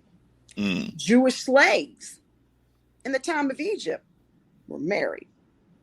We're the only ethnic background that was not allowed to marry, legally allowed to marry, right? And we were begging and dying to marry. So let's jump now 155 years after the end of slavery. We were never legally allowed to marry. Now we don't want to marry. We rather shack up, have babies, mamas. You got guys over here with 5, 6, 7, 8, 9, 10, 11 kids with different parents. We can marry, but now we choose not to. There's something wrong with that. We're the only ethnic group that wasn't allowed to marry, but now that we have the legal right to marry in this country, we don't want to. Yeah. And I was just texting Mark. When you see me looking down sometimes, I'm not ignoring you. I'm checking messages. I'm answering things. But I know a lady just popped up. What did she say, Mark? What did the lady say? The nice lady with the shoes? Yeah, I'm pull that up. Yeah, that was cool. See if I can't find that one because she said it was just the one that just came up. It was, sometimes the comments are coming up, and since we're in real time, we try to put that. But Heidi, I got to tell you, I'm going to speak for Mark. You should do his show because he's got a great show. And you have people have talked to me about doing that. Having people come on about entrepreneurial spirit, stuff I teach about, not just entertainment, but politics, stuff in the community, stuff for that's what he does. That's his thing. He does that. So I'm so busy. My plate is so big. It is, but we're going to squeeze you in still because I'm going to make y'all sure because people need to hear this stuff. Even if you pre-record it and put it out there, people need to hear it because it's important. And that is very good. I do not see that comment, but I'll keep looking for it. But definitely, we can do a pre-recorded one. One of the things that struck me when you were talking to Zach earlier and everything was I actually did do a pre-recorded interview that will appear later on and everything. But that was actually with a young lady. I think she might be in her 30s, and she's a young single mother, but she is her kid is biracial, so she's a white young woman. Her boyfriend of the time was definitely a brother, and they've had a child, but she's got her own fashion line. So when you're talking about your own kid having a fashion line, I was like, wow. So I've had conversations with these young folks that are actually creating entrepreneurship businesses. So that's one of the things that I've been really proud of is of our young folks that are out, say, in the 45 and under set or the 40 and under set that are actually really going out there creating their own businesses and all of that. So my son's done the same thing. His business, he does marketing and content for independent and Christian artists. And besides his own band, if you go to Instagram and Google Logan, he took a thing on his name. So the group is Logen. He has a show coming up next month at a place right outside of Springfield, Missouri. His group is really popular. Now he can bring in 400 to 500 people on his own. People just hear Logan's going to be so-and-so. Oh, dog, man. And he has a good cross-mix following of Blacks and Asians and white people about me, but he's 31. So Right. that age group with the independent artists, they have that more eclectic. They do. Yes. Fusion. Yes. In a second, hippies and artistry that follow them. It's folk over 50 that are still. That's why we're doing that divide. That's why we're doing that thing. Right. It's a product of how we grew up. Yep. And where we grew up. That's just what it is. So you have to decide, not only as an artist, just as a person, period, how you're going to roll with that. But I mean, he does marketing, he does content. Matter of fact, Logan's going to work with one of my artists on some marketing and some content. And, Logan's gotten to the point to where, people request him. He's, if you look on my Facebook page, there is a song that he and my sister recorded for her birthday. And she just did the vocals for it and sent it to him. He did the acoustic guitar part for it, the harmony part for it, and meshed that video. They never were in the same room, So that's his talent. And people were like, it's gotten over like 3,000 views, and people didn't realize it was that song by Christine Aguilera and that one a group that, and Lord have mercy, I can't think of the song right now, but there were people in the Black community like, oh, you all ought to record that song. I'm like, listen, that just goes to show you how even our own people don't have a varying base of music. My 16-year-old knows more about Smokey Robinson and Otis Redding than I do.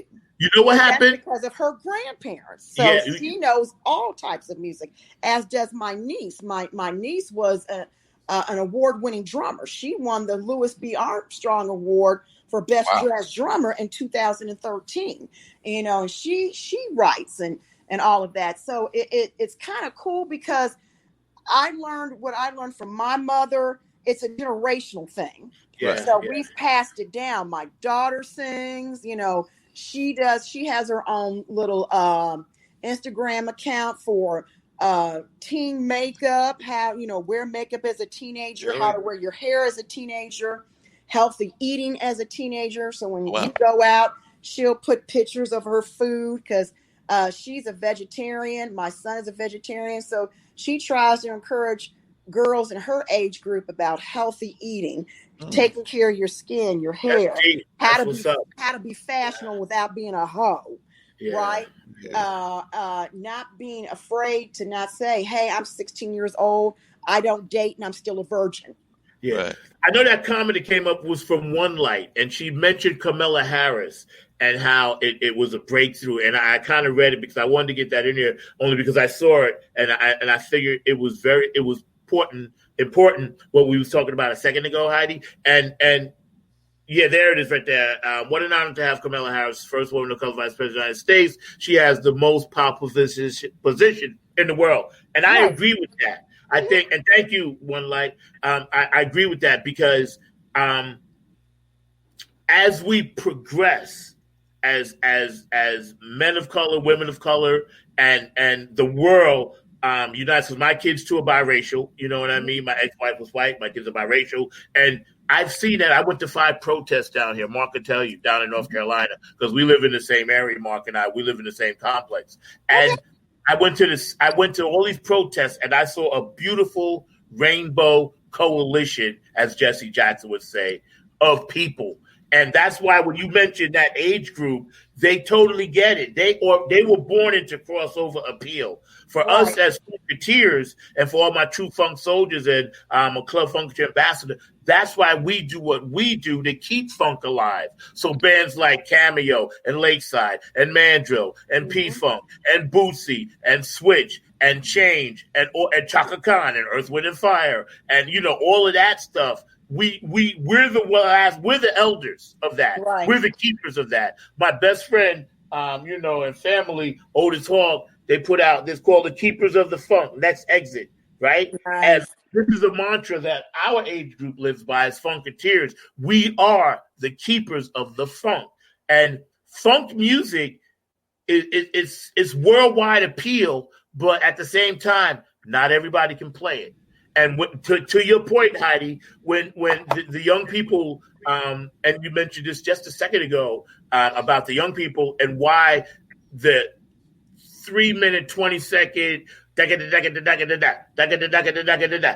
that's drilling into their head. It's actually working in reverse because it's killing their creativity. So the outliers, like your son and like your daughters, that's got to be the norm now. There are more young, talented, independent artists making great music.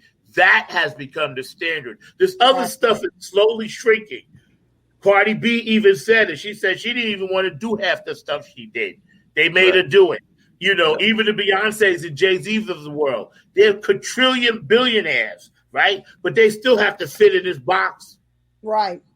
You know what I'm saying? In order to keep what they got. So I'm so happy you brought that up. I'm so happy you brought that up. I'm so happy you brought that up. Yeah. Heidi, come on. There was one thing I wanted to say, and I didn't get a chance to say it when we were on air. We're still on air. We're still on air. Oh, okay. Tell these artists, okay, just like you go up, you can go down. Yeah. Because you got people like Ja Rule, Maze, you know, that used to be arena acts. Right. They can't even fill a 500-seat room, and they still act like they're an arena act. Yeah. And part of that because they didn't know how to stay relevant and current, and then they started believing some of their own hype. And you know, music is based on the kids, and I learned that the hard way. Everything that is out there now, music wise, is based towards the 14 to 21-year-old age bracket. Yep. Because they are the buyers. They get their parents. They take their money they've earned doing their chore money or whatever, their allowance money. They are the buyers. They set the market. They set the trend. You all out here who are artists, you better start believing that, or you're going to be playing in 3, 4, 5-piece bands for $75 a person for 4 hours in these little venues. If you all don't get a handle on the market, looking at the demographic, and seeing who drives the numbers.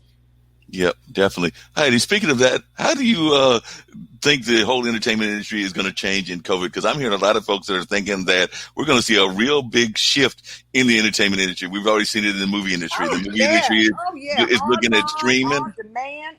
When we what was it? Lord have mercy.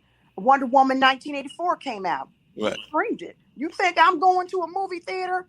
And I'm a big movie buff. Oh my God. Every new movie that came out, me and my kids or whoever, I was dating or my husband, we like, movie time, let's go. So, I mean, like right now, I go to work in the grocery store, right? But I've got everything imaginable set up on my smart TV. I got 5,000 channels. I can do music, online, this and that, like what we're doing right now. It was already moving towards that. Yes, it was. Because people were not spending $200 and $300 to go to an arena concert. Right. I can get the same experience in my home, have a fun party, get dressed up for $50 and have food. Right. Yeah. So it was already moving towards that. Digital market, the online platform. People don't buy CDs anymore. You know what people are doing too? They're going, and Mark knows this, and Mark, you can comment on this too. I see us also going to a digital, bigger market, like digital acts performing at drive-in theaters. Yep. Mm-hmm. You know what I'm saying? You're still doing it from your remote spot, and people are in their cars, but it's on a huge screen, so they can still get that sense of being with other people. You know what I'm saying? The musicians are safe. They're in an undisclosed location. They've got their background people making sure things are cool.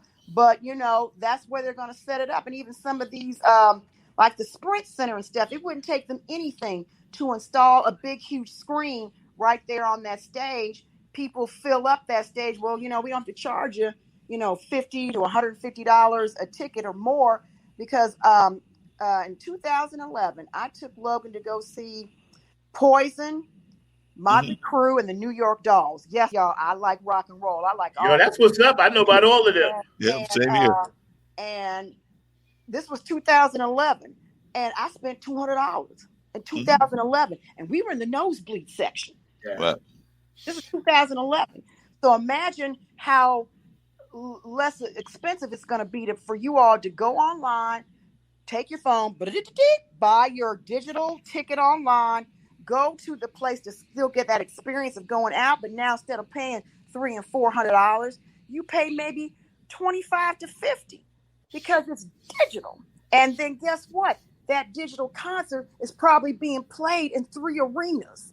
Yes. At the time. So they can afford to lower the prices, and they're still going to get that profit. And then, okay, if you couldn't come to the arena, we're going to be on demand streaming, Roku, Fire Stick, blah, blah, blah, blah, whoever else. So if you couldn't make it, come watch it in your home, have a party. We're doing giveaways. They're still going to make their money. So that's like, by the time my daughter, who's 16, by the time she's my age in 40 years, we may not even go to a live concert the way we knew it when I was coming up, when I saw Prince live, when I saw the 1999 tour, 1982. Oh my God. I just think just because of technology and FaceTime and on your phone and doing everything that we're doing now, it's just going to move. And I just think the kids now, and they're digital people, right? They're not going to see the digital concert as being strange. That's the norm for them. That's very much the norm for them. And I'm thinking that it's even going to shift the power structure. Because right now, as you know from the entertainment industry, there was a large time that the Live Nations of the world, the clear channels in radio, the radio ones in radio, were the ones that were in charge and were kind of dictating the market, dictating what was going on in the entertainment industry. I think that there's a major disruption about to happen, and that a lot of those power players, if they don't get with the game, are actually going to be not as powerful as they used to be. But as one in the booking agency business, do you feel that same way? I think for me, because booking is a very fluid job, right? I book. I'm nobody's road manager. I don't handle logistics. That's your manager, your road manager. I just book the gig and get my money. So as long as I can stay current and relevant, it doesn't matter. Okay, they're set up to do digital stuff. I booked you this $5,000, $10,000 gig or whatever for digital. There's my 10%. I've made my money. Bye. Yeah. So as long as you keep your artist informed, but that's the manager's responsibility. And that's what I'm going to tell some of these folks. There is a difference between a booking agent, a manager, and a road manager, right? That's right. They're all different. Booking agents book. Managers manage. Road managers handle the logistics of the tour, whether you're flying, the bus, and which is probably the two major ways that artists travel, flying or tour bus. They handle that aspect of it. People like to mesh booking agents and managers together. And while some do that, it can create a lot of headaches. It just does. Yeah. So that's why when I in the process of revamping HJ Entertainment, managing that just I've got two acts that I am going to actually manage. Everybody else, I'm just your booking agent. I'm just not going to go there like that because I don't want to go on the road. I don't want to be at the venue. I don't want to handle all the little last minute tit-to-tats that can happen. Managing everybody's little personalities. I'm not going to do that one anymore. That's the role actually of the manager and the road manager. The road manager is actually the one who handles the logistics of the show. So I hope y'all are listening. So even if the manager is there at the venue, the managers are going to refer to the road manager. Right. Because they handle the logistics of the spot. You getting there, load in, sound check, getting you back to your hotel, getting dressed for you to get back to the venue space, to get ready to do your thing, or however you get ready to get on the stage. That is the road manager's function. So even your regular manager be like, well, my food, blah, blah, blah. What you talking to me for? There's the road manager. Take that to them. There's a chain of command structure. Mm-hmm. So artists, remember that. Stop getting it all twisted. You all are doing that. Stop getting it twisted. Start learning the business and learning what everybody's place is and their function is. Now, if you're a big name act, all those people come into play. And understand your manager is not your publicist. Right. Your manager is not your publicist or your PR person, your public relations person. Right. A manager will refer you out to a PR firm. That is what they do. You want that. You want that particular company in your lane doing that. You don't want a manager trying to do your PR for you. They can't do that. They can't manage and do PR. You want to get a firm that can do that so that they decide what shows you go on to, like to do television. The booking agent doesn't necessarily do that. The booking agent will work in conjunction with your publicist. Right. Okay. I want to get so-and-so on this radio show. We think it'd be really good. They may sit down as a group. Okay, manager, what do you think about that? Okay, that'll work. Road manager, how's the logistics on that? That's cool. Booking agent, yeah, you get me all the particulars. I'll book them for this show, yada, yada. Okay, let's come up with the game plan. Break. That's what happens behind the scenes. Oh, yeah. So artists, stop getting it twisted. Speaking of getting it twisted, I had the pleasure of talking to Haley Jane, and like I said, that was the pre-recorded interview that I did. It'll be probably on tomorrow if I'm thinking about my schedule and everything. But she is a visual artist, and she's also done some music. Now, she's concentrating more on the visual art, and one thing she did is she basically because she had a little bit of cash, she basically gave up on that whole concept of having a day job. So she's basically concentrating on her career and focusing only on the career. So as one in the entertainment arts and everything, what do you do when you have folks that want to do that? Do you encourage them to kind of like just concentrate solely on your art form, or do you realize that a lot of times folks do have to go and work at a variety of jobs? I know that even as one on the management side, I've even had to have some media jobs and everything. And of course, you just mentioned that you've worked at Amazon. But when folks tell you that they want to make that leap of faith, what words of encouragement do you give them, or do you give them a reality check? I give them a reality check. Now, if you are married and you want to do that, then that is a family discussion, right? Because that spouse is going to have to be that breadwinner while you are pursuing your goal as an artist. And remember, it costs. Publicists don't work for free. They work for the standard 10 to 22% in the industry. Mm-hmm. Managers don't work for free. The standard is 10 to 22% in the industry. Booking agents don't work for free. The standard is 10 to 22% in the industry of them getting paid, right? So you have to decide what you're going to invest in yourself. If you don't have money set aside to where you can invest in your Spotify, getting your digital platform up and running, becoming a member of BMI, ASCAP, or publishing, Exchange, that's right. Getting your publishing in order, all that costs money, right? Even if you go through a CD Baby to get your single barcoded and bookmarked ready for sale, the average price for CD Baby, and they're one of the least expensive to master your single, get it barcoded and ready for digital sale across all the streaming platforms, which are Spotify, iTunes, Apple Music, Deezer, Jesus Christ, SoundCloud, whoever all's out there. It's $657 and some change for one single. Right? Well, uh-huh. So if you don't have a following and you don't have a good round of venues that you go to, because the CD is an introduction of how you perform live, right?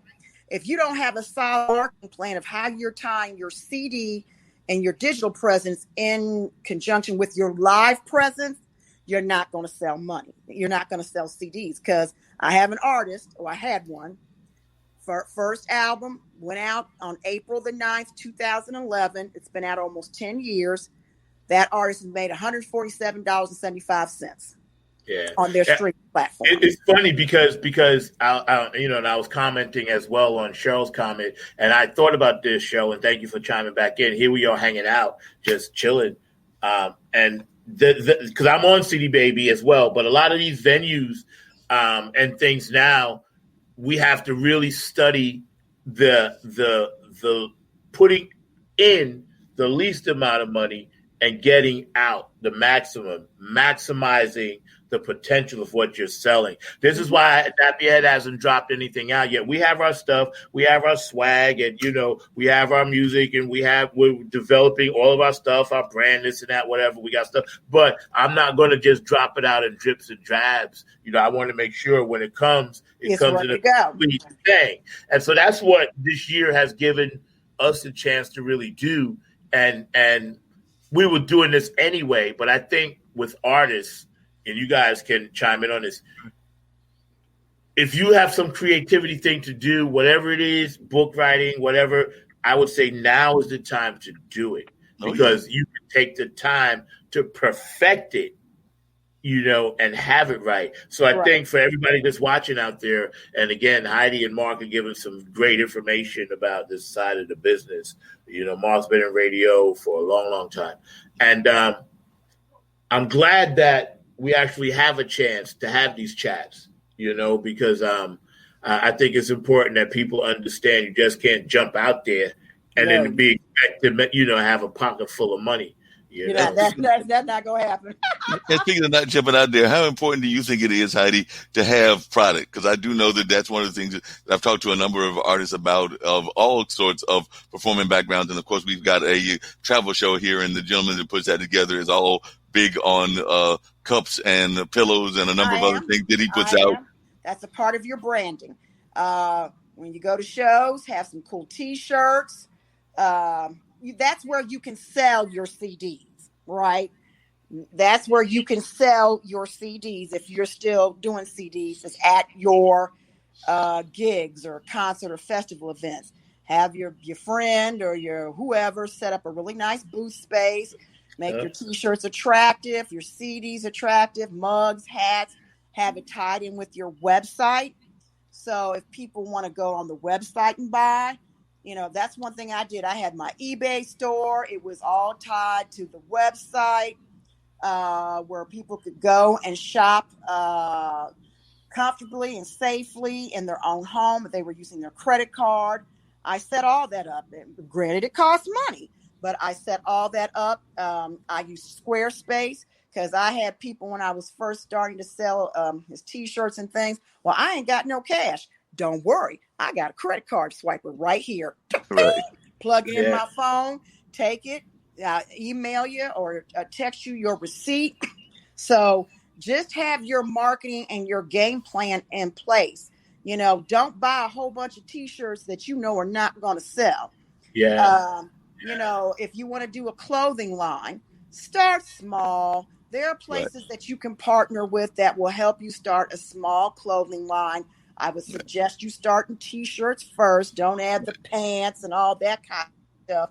That's when your following is bigger and better. And then you can always refer people to your website to purchase. Wix.com, GoDaddy.com, even though GoDaddy is expensive. Wix.com has some really intuitive widgets and other things that if you're having your website, you can really make it pop, tie it in with your Facebook and your Instagram. You can go live, have your fan email, your fan engagement tool. And, I would just suggest all of that when you're having shows, tie it all in there together. Do some type of fundraiser. Get the local community involved where a part of your profits go back into the local community, because then you'd be surprised how you can get free advertising when your show is based on doing community service things, and you can get free advertising through popular radio stations.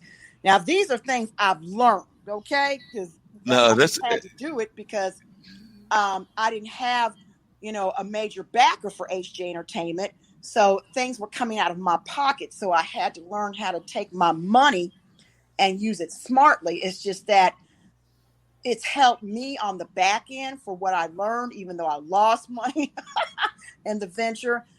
I still took away a lot of valuable information that I can use in the future if I want to, if I decide I want to do the artist development, because I am a consulting firm. So excuse me, I can do that if I choose, but I just have a lot of tools in my pocket now that I didn't have before.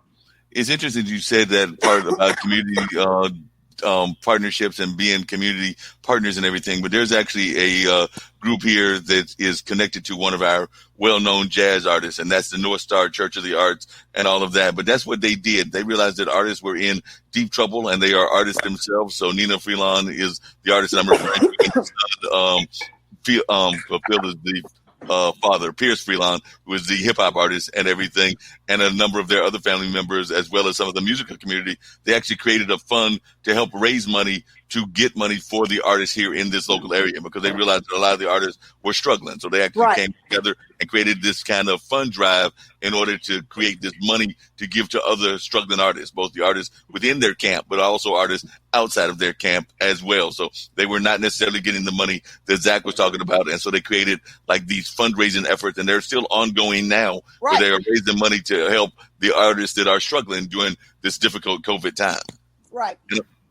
Right. And it's a good way to get your music out. It's a good way for new artists to get their music out, because when I was getting ready to work on my tour with Dr. Jamerson, with Jewel and the Temprees and LTD, we were going to offer slots to local bands in each city. You pay $125 for your slot to perform for 30 minutes. You can set up a booth to sell your CDs, your swag, to make money. So we weren't paying them, but to be on the same stage opening for the Temprees, the Delphonics, LTD, that is a good stepping stone on your resume, and we're giving you the chance to make money. So if you're popular and you have a following, they're going to come see you play, and then they're going to buy that merchandise, and then they're going to spread the word.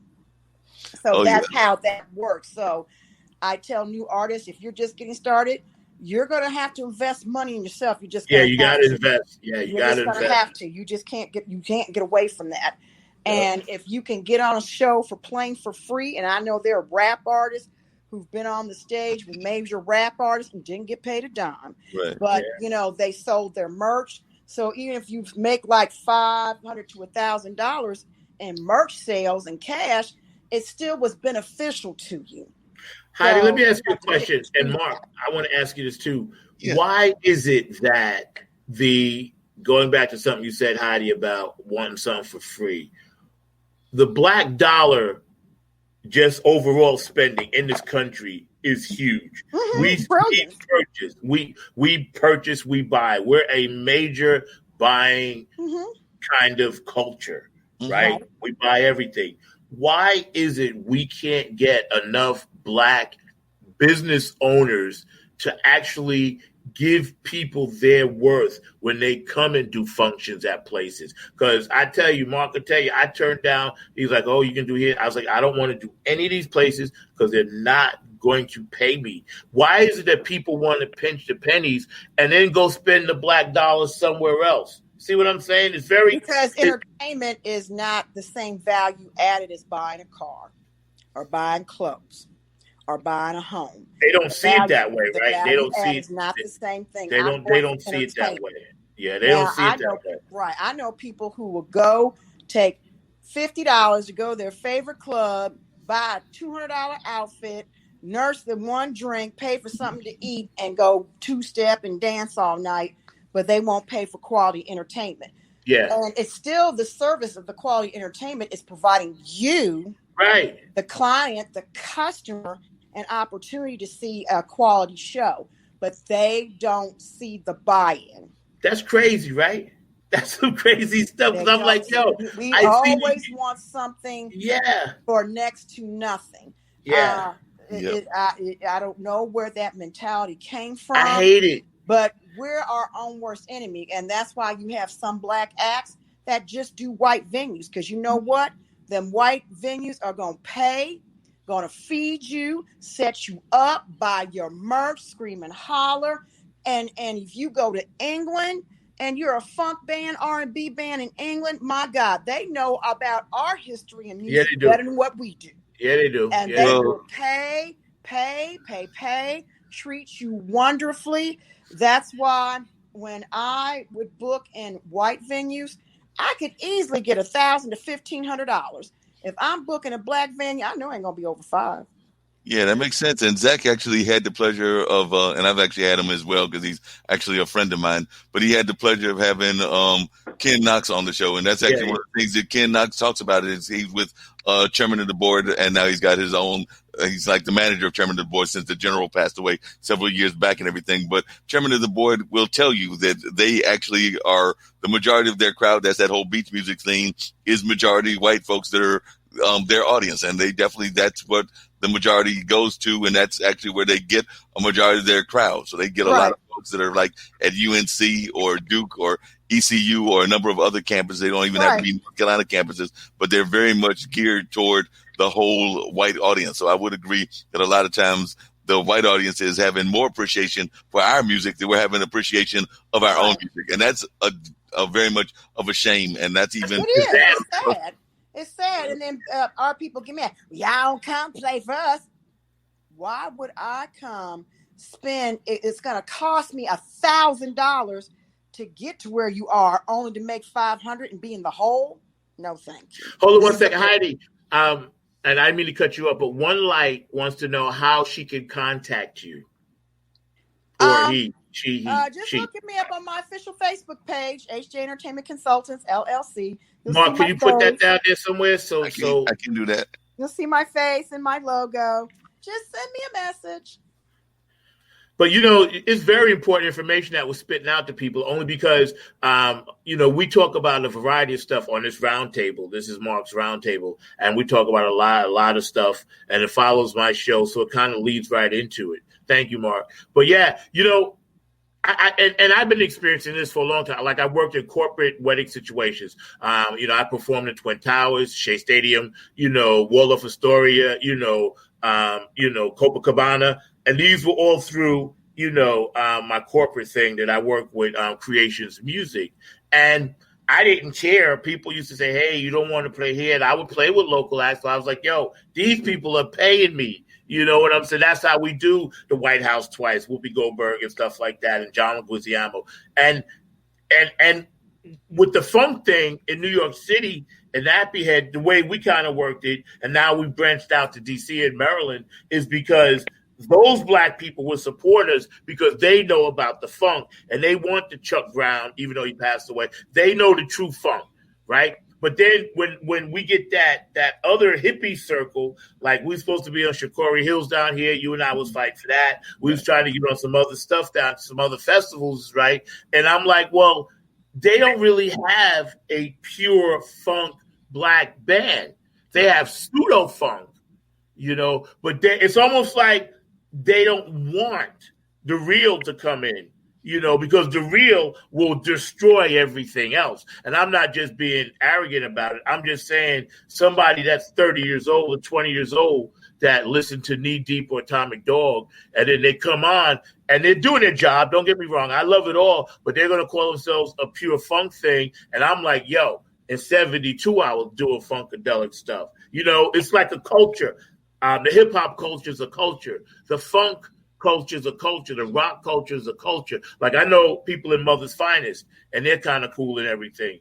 And Mother's Finest, one of my favorite funk bands, they have a culture. They have that rock funk crossover culture. So I just think that, people need to really understand music is music. It doesn't have a color. It doesn't have a face. It doesn't have a name. It's just music. And we really need to start pushing our product out there for the dollars that it's worth. And thank God, Heidi, you're doing that. And I appreciate you for that. Thank you. I just wanted to tell people from my experience for the past 3 years of just, Lord Jesus. I will tell any artist, if you don't have about $10,000 to initially invest in yourself, well, yep, that makes sense. You got to have that money. You got to have that investment money. Or sponsor. Or Sponsors are good to have as well. Sponsors are good to have as well. But I also don't think that we do a good enough job of going after sponsors and supporting ourselves and things of that nature. I know that one of the things that I've oftentimes been frustrated by, and I'd love to hear your thoughts on this, Heidi, is that I think that a lot of those folks that have the power and the clout could actually create stuff in our community that can compete with some of the big boys in entertainment. But I don't think that they do a good enough job of actually putting their word out there. You can be your own person, or if they get out there, then they're able to go for the quick deal. And don't get me wrong, I'm not knocking Oprah for going for the quick deal with Discovery and things of that nature. It's a business move and all of that. But sometimes I don't think that we do a good enough job of trying to create our own and have our own distribution channels, our own production channels, our own avenues of a lot of varieties. But I'd love to hear your thoughts on that. Well, we don't do our homework. Right. Yeah. It's that plain and simple. We don't do our homework. And because to do your homework takes time. Right. You got to study. And me having my doctorate, it's taught me how to be a researcher and to study and to figure out what the game is, who some of the players are, at the mid-range and the high-end range, the cost of doing business, and it entails a lot. You just can't get out here and sing and play and think you're going to be Ed Sheeran or Beyonce and all that. I mean, look at their backstories. Yeah, look at how some of them, how long they were doing it before they made it. And some 10 years before they made it. And working and trying to get money together, get that first agent. And let me tell you, y'all, there are agents out here who will not book you if you cannot make them money. If you don't already have your own draw, right, and your own name recognition, and I'm the same way, I'm going to book you because I'm not going to work like that. Right. I've told people, I can't book what I can't sell. Yep. I will consult and tell you what certain things you need, but don't come to me until you got it because I'm not going to do that one. Yeah. And then that's silly. It doesn't necessarily silly, but it makes me look stupid when I'm trying to book festival concerts or even certain venues. Doc, who is this? What? Why are you even involved at this point?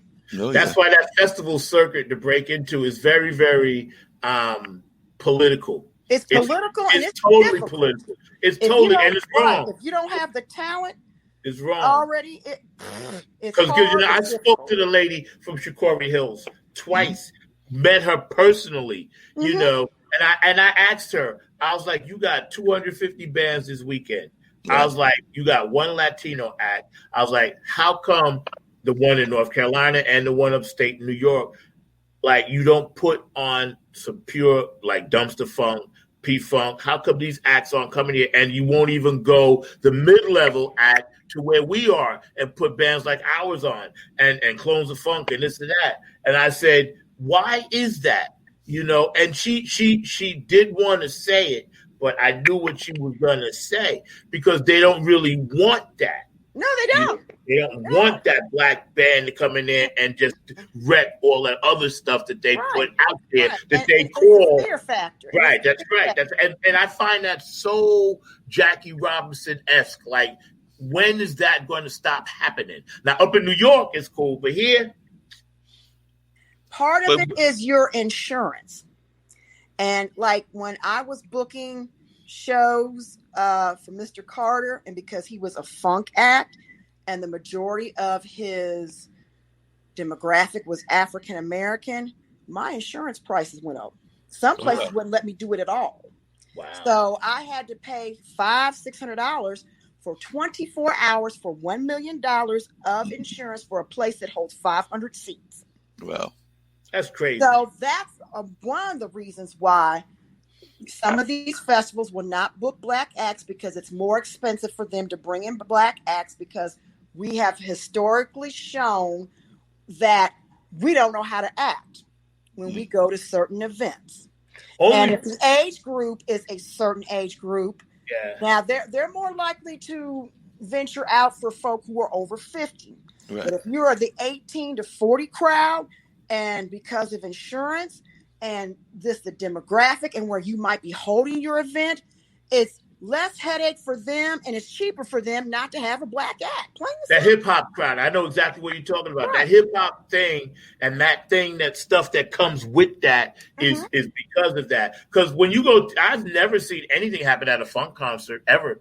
The most people do is they smoke and they hang out and they dance and they party, and that's white and black. They mix. But that next demographic underneath that age group you just said, Heidi, I've seen and been in places where I was like, man, I'm so uncomfortable, because right, I got to go. Right. Yeah, it's crazy. That means that festivals, those organizers have to do their homework, and they have to be willing to take that chance to say, well, okay, we want to bring in some funk. We want to bring in a Bootsy Collins. Okay, we can't afford Bootsy, but who's a good regional act that, we may know that will give us that Bootsy-esque feeling that we know our demographic and our base is going to love.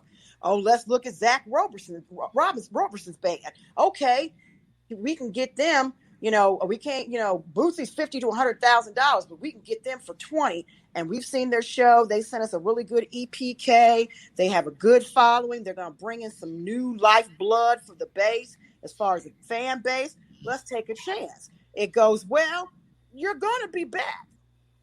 Yeah, that makes a lot of sense. But one of the things I'm always curious about is we don't even do a good job in the, and I would definitely say in the funk category, of booking even our own festivals. Like I said, the festival that Zach was referring to was Chicory Hills, which is definitely very much of a earthy kind of festival, kind of definitely a majority white festival. And I would say the same with the Eno. And Centerfest is our annual street festival, as is Artsplosure in Raleigh.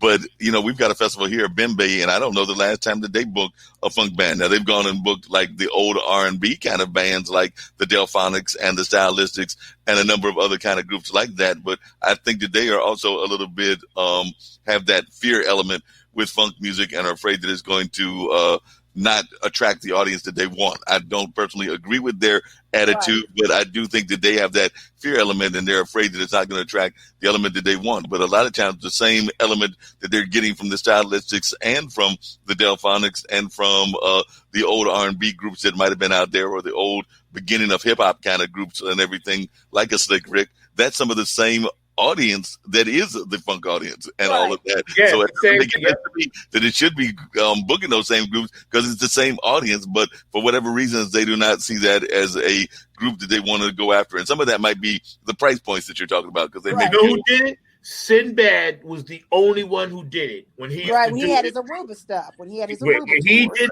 that, he was trying to get other black entrepreneurs to understand this is the way to do it. Mark hit on a key point. Black entrepreneurs do not book enough black festivals. And it doesn't mean that it's all black. It just means that it needs to have a black mindset behind it, the dollars behind it. So this way, white groups, Latin groups, and black groups can all get on the same show. And people can get paid what they're worth. Because when Sinbad did it, all people had to do was jump. If Oprah and all of them, I can't tell nobody what to do with their money. I ain't them. Oprah and LeBron James and all these people, all they had to do was push their money towards that. He said, I was asking people. I was begging people. I'm giving you this. I'm trying to keep it alive. Because what happens, like you said, Heidi, before, if you do not show your face and keep your face and name recognition and brand recognition out there, you will die. You know what I'm saying? As an artist, and Sinbad was trying to Earth, Wind & Fire, Larry Graham, P-Funk, Zap, all of those bands were coming on there, and it was insane. I was like, this is it. This is how it should be. HBO ran it. HBO ran it. So a long time ago, they had Don Person's rock concert and the Midnight Express. We need to get back to stuff like that. Remember that? Oh God, I was a girl. I was a child, but I would watch the Midnight Special. Woo, that was a treat. That was it. Let my sister and I stay up and watch that, and Wolfman Jack, all that stuff. All of that great stuff. Down Canadians, Wolfman Jack, all the great, all that.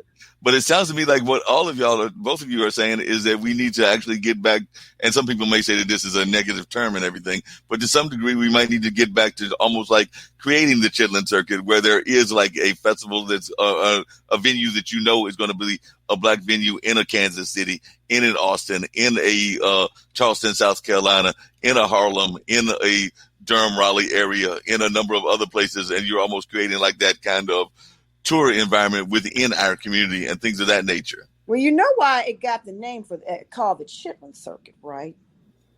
How? I don't know. Go ahead and educate us.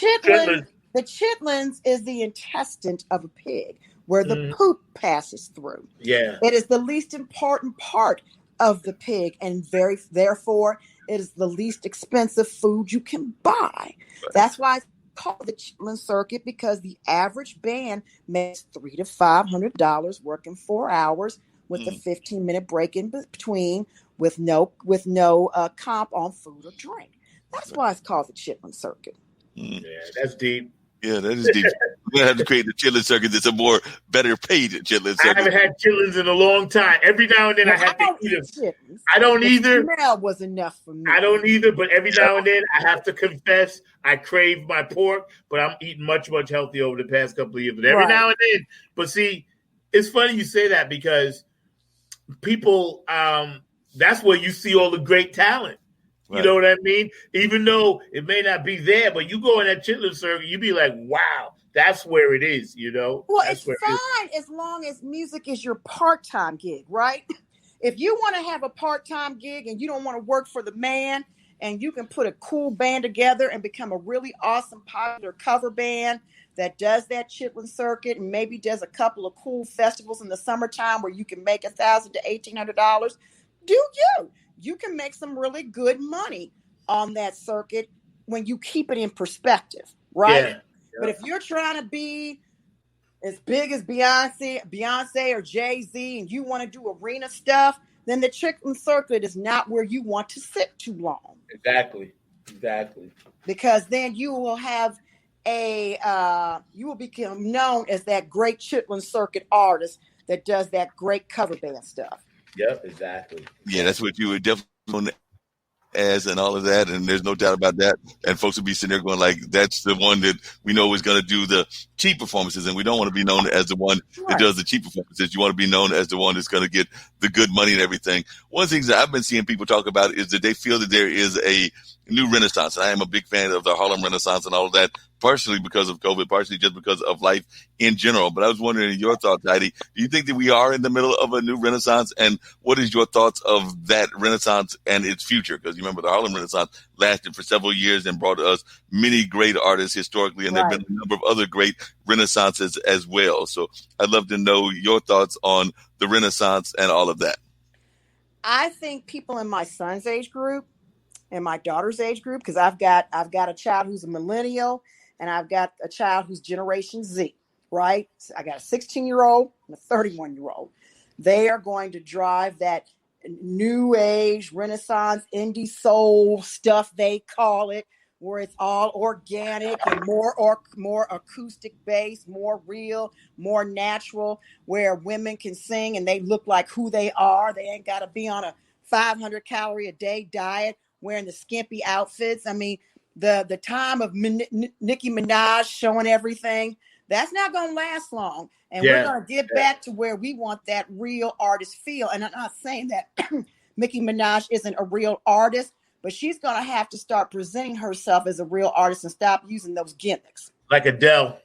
That's why I love Adele. Using all those gimmicks, your hair, and, and all that kind of stuff she makes. It's cool for a moment, but like I said, because this industry is geared towards youth, and youth is ever changing, you're going to have to decide if you're like a Madonna who can change with it all. That woman is 60-something. She's a good 10 years older than me, and she's still popular. And she's still popular with young people because she gets it.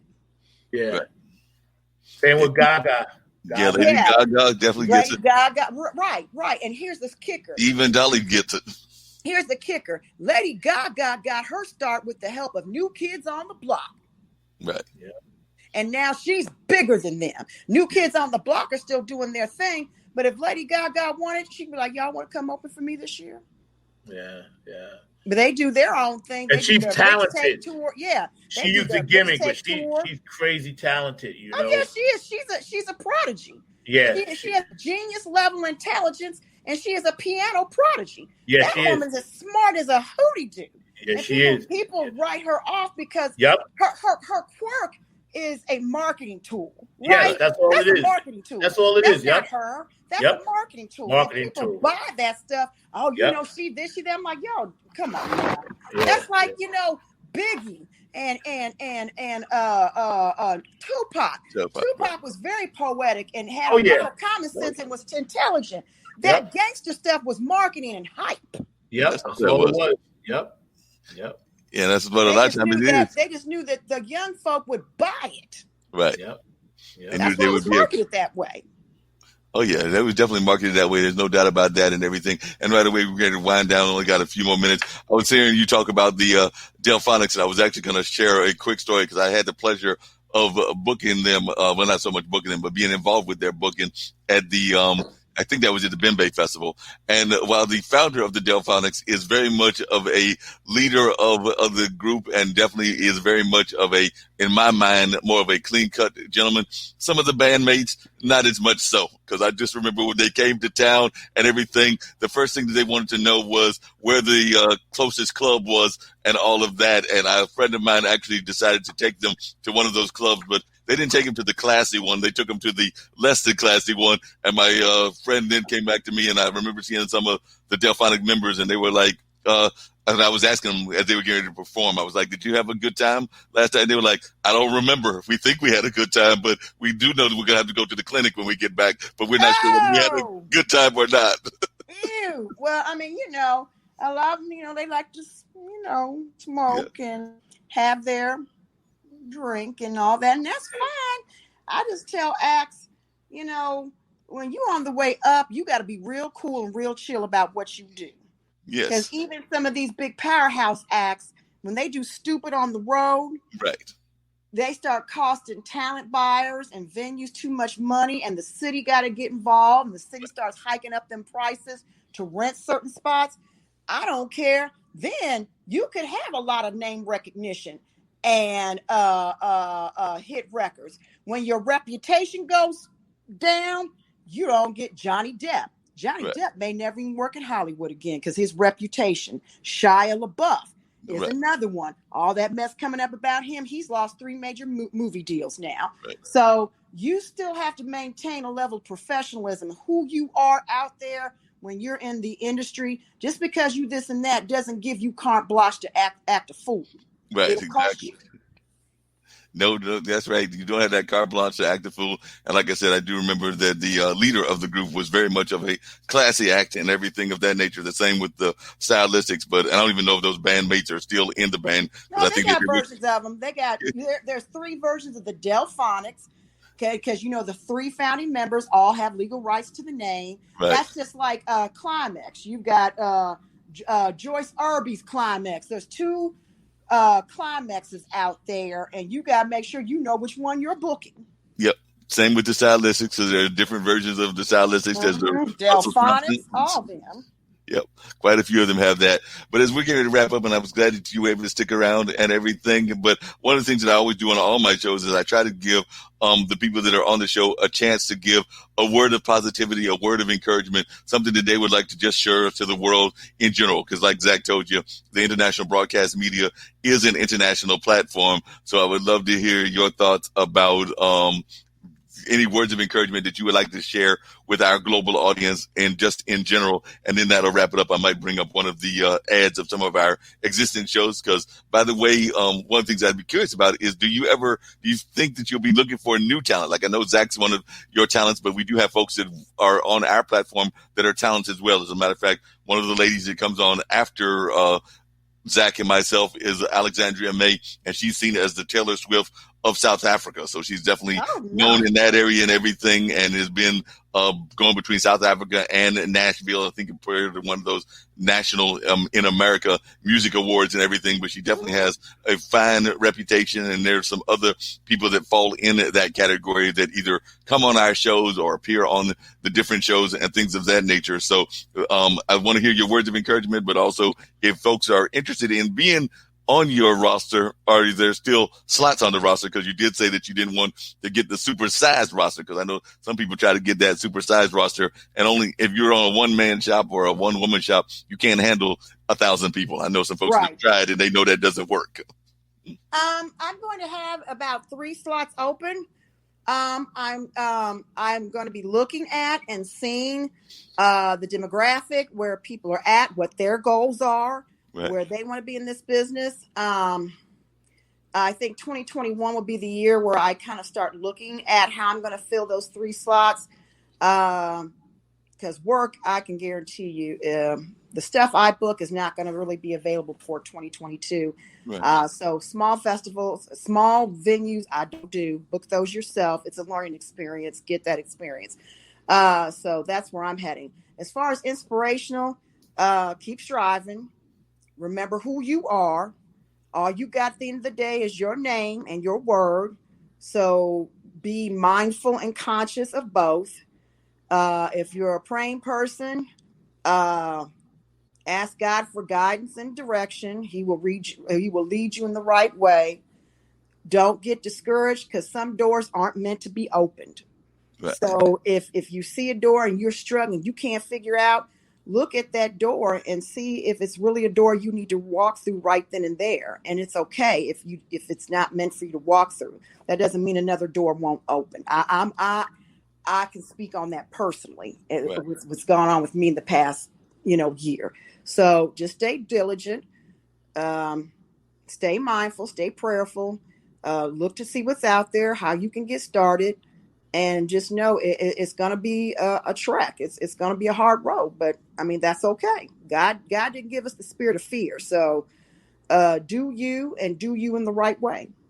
Yep, definitely some great advice, and I appreciate that advice and everything. I do know that there are some great shows that we've got. Like I said, Alexandria May will be coming on. I believe that's at around 3 o'clock and everything. So she's actually going to come on very shortly and everything. And then at 4:30, we've actually got a show that I also think you would find interesting. And it's some gentlemen out of Colorado, and they do a show called Talking Upstream, which is basically them whiteboarding ideas. So they basically create their own TV shows, their own movies, their own comic books, and all of that. So they do the whole whiteboarding concept. So Nice. there's 2 folks out of that Colorado area, originally from other parts of the country, but they definitely lately have been bringing in guests that help them create these ideas, and they also try to get ideas from the audience as well. So their whole hope is that eventually they will create something that, say, a Netflix or a Hulu or somebody actually buys and picks that up and everything. So I'm gonna actually bring their spot on as well as one of the other shows, and then get on out of here. But I do appreciate you being on the Roundtable, and also appreciate you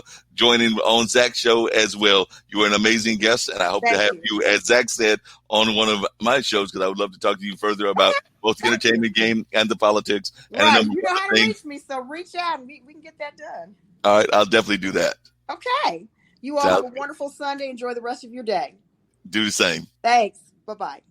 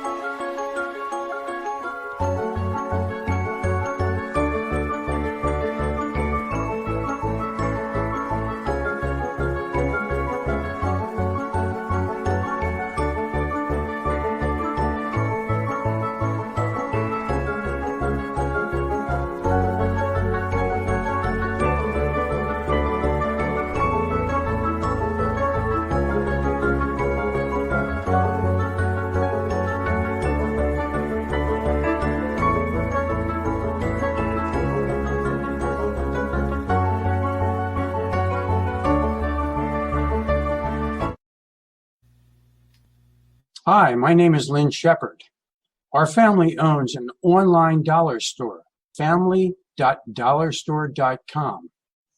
We have over 4,300 items on our site, quality items, and a lot less expensive than you might find wherever you're shopping, including on Amazon.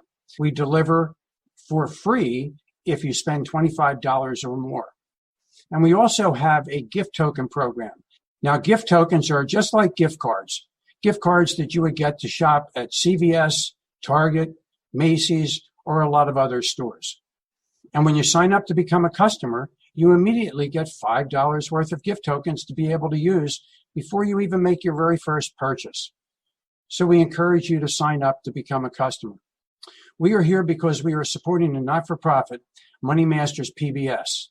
Money Masters PBS owns IBM TV. Now, the mission of Money Masters PBS is to narrow the gap between poverty and financial sustainability.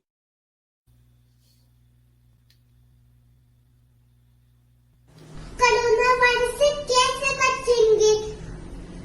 ये hand होकर और ऐसे अपने खांसी जब आएगी तो ऐसे करेंगे अच्छू अच्छू और कोरोना वायरस को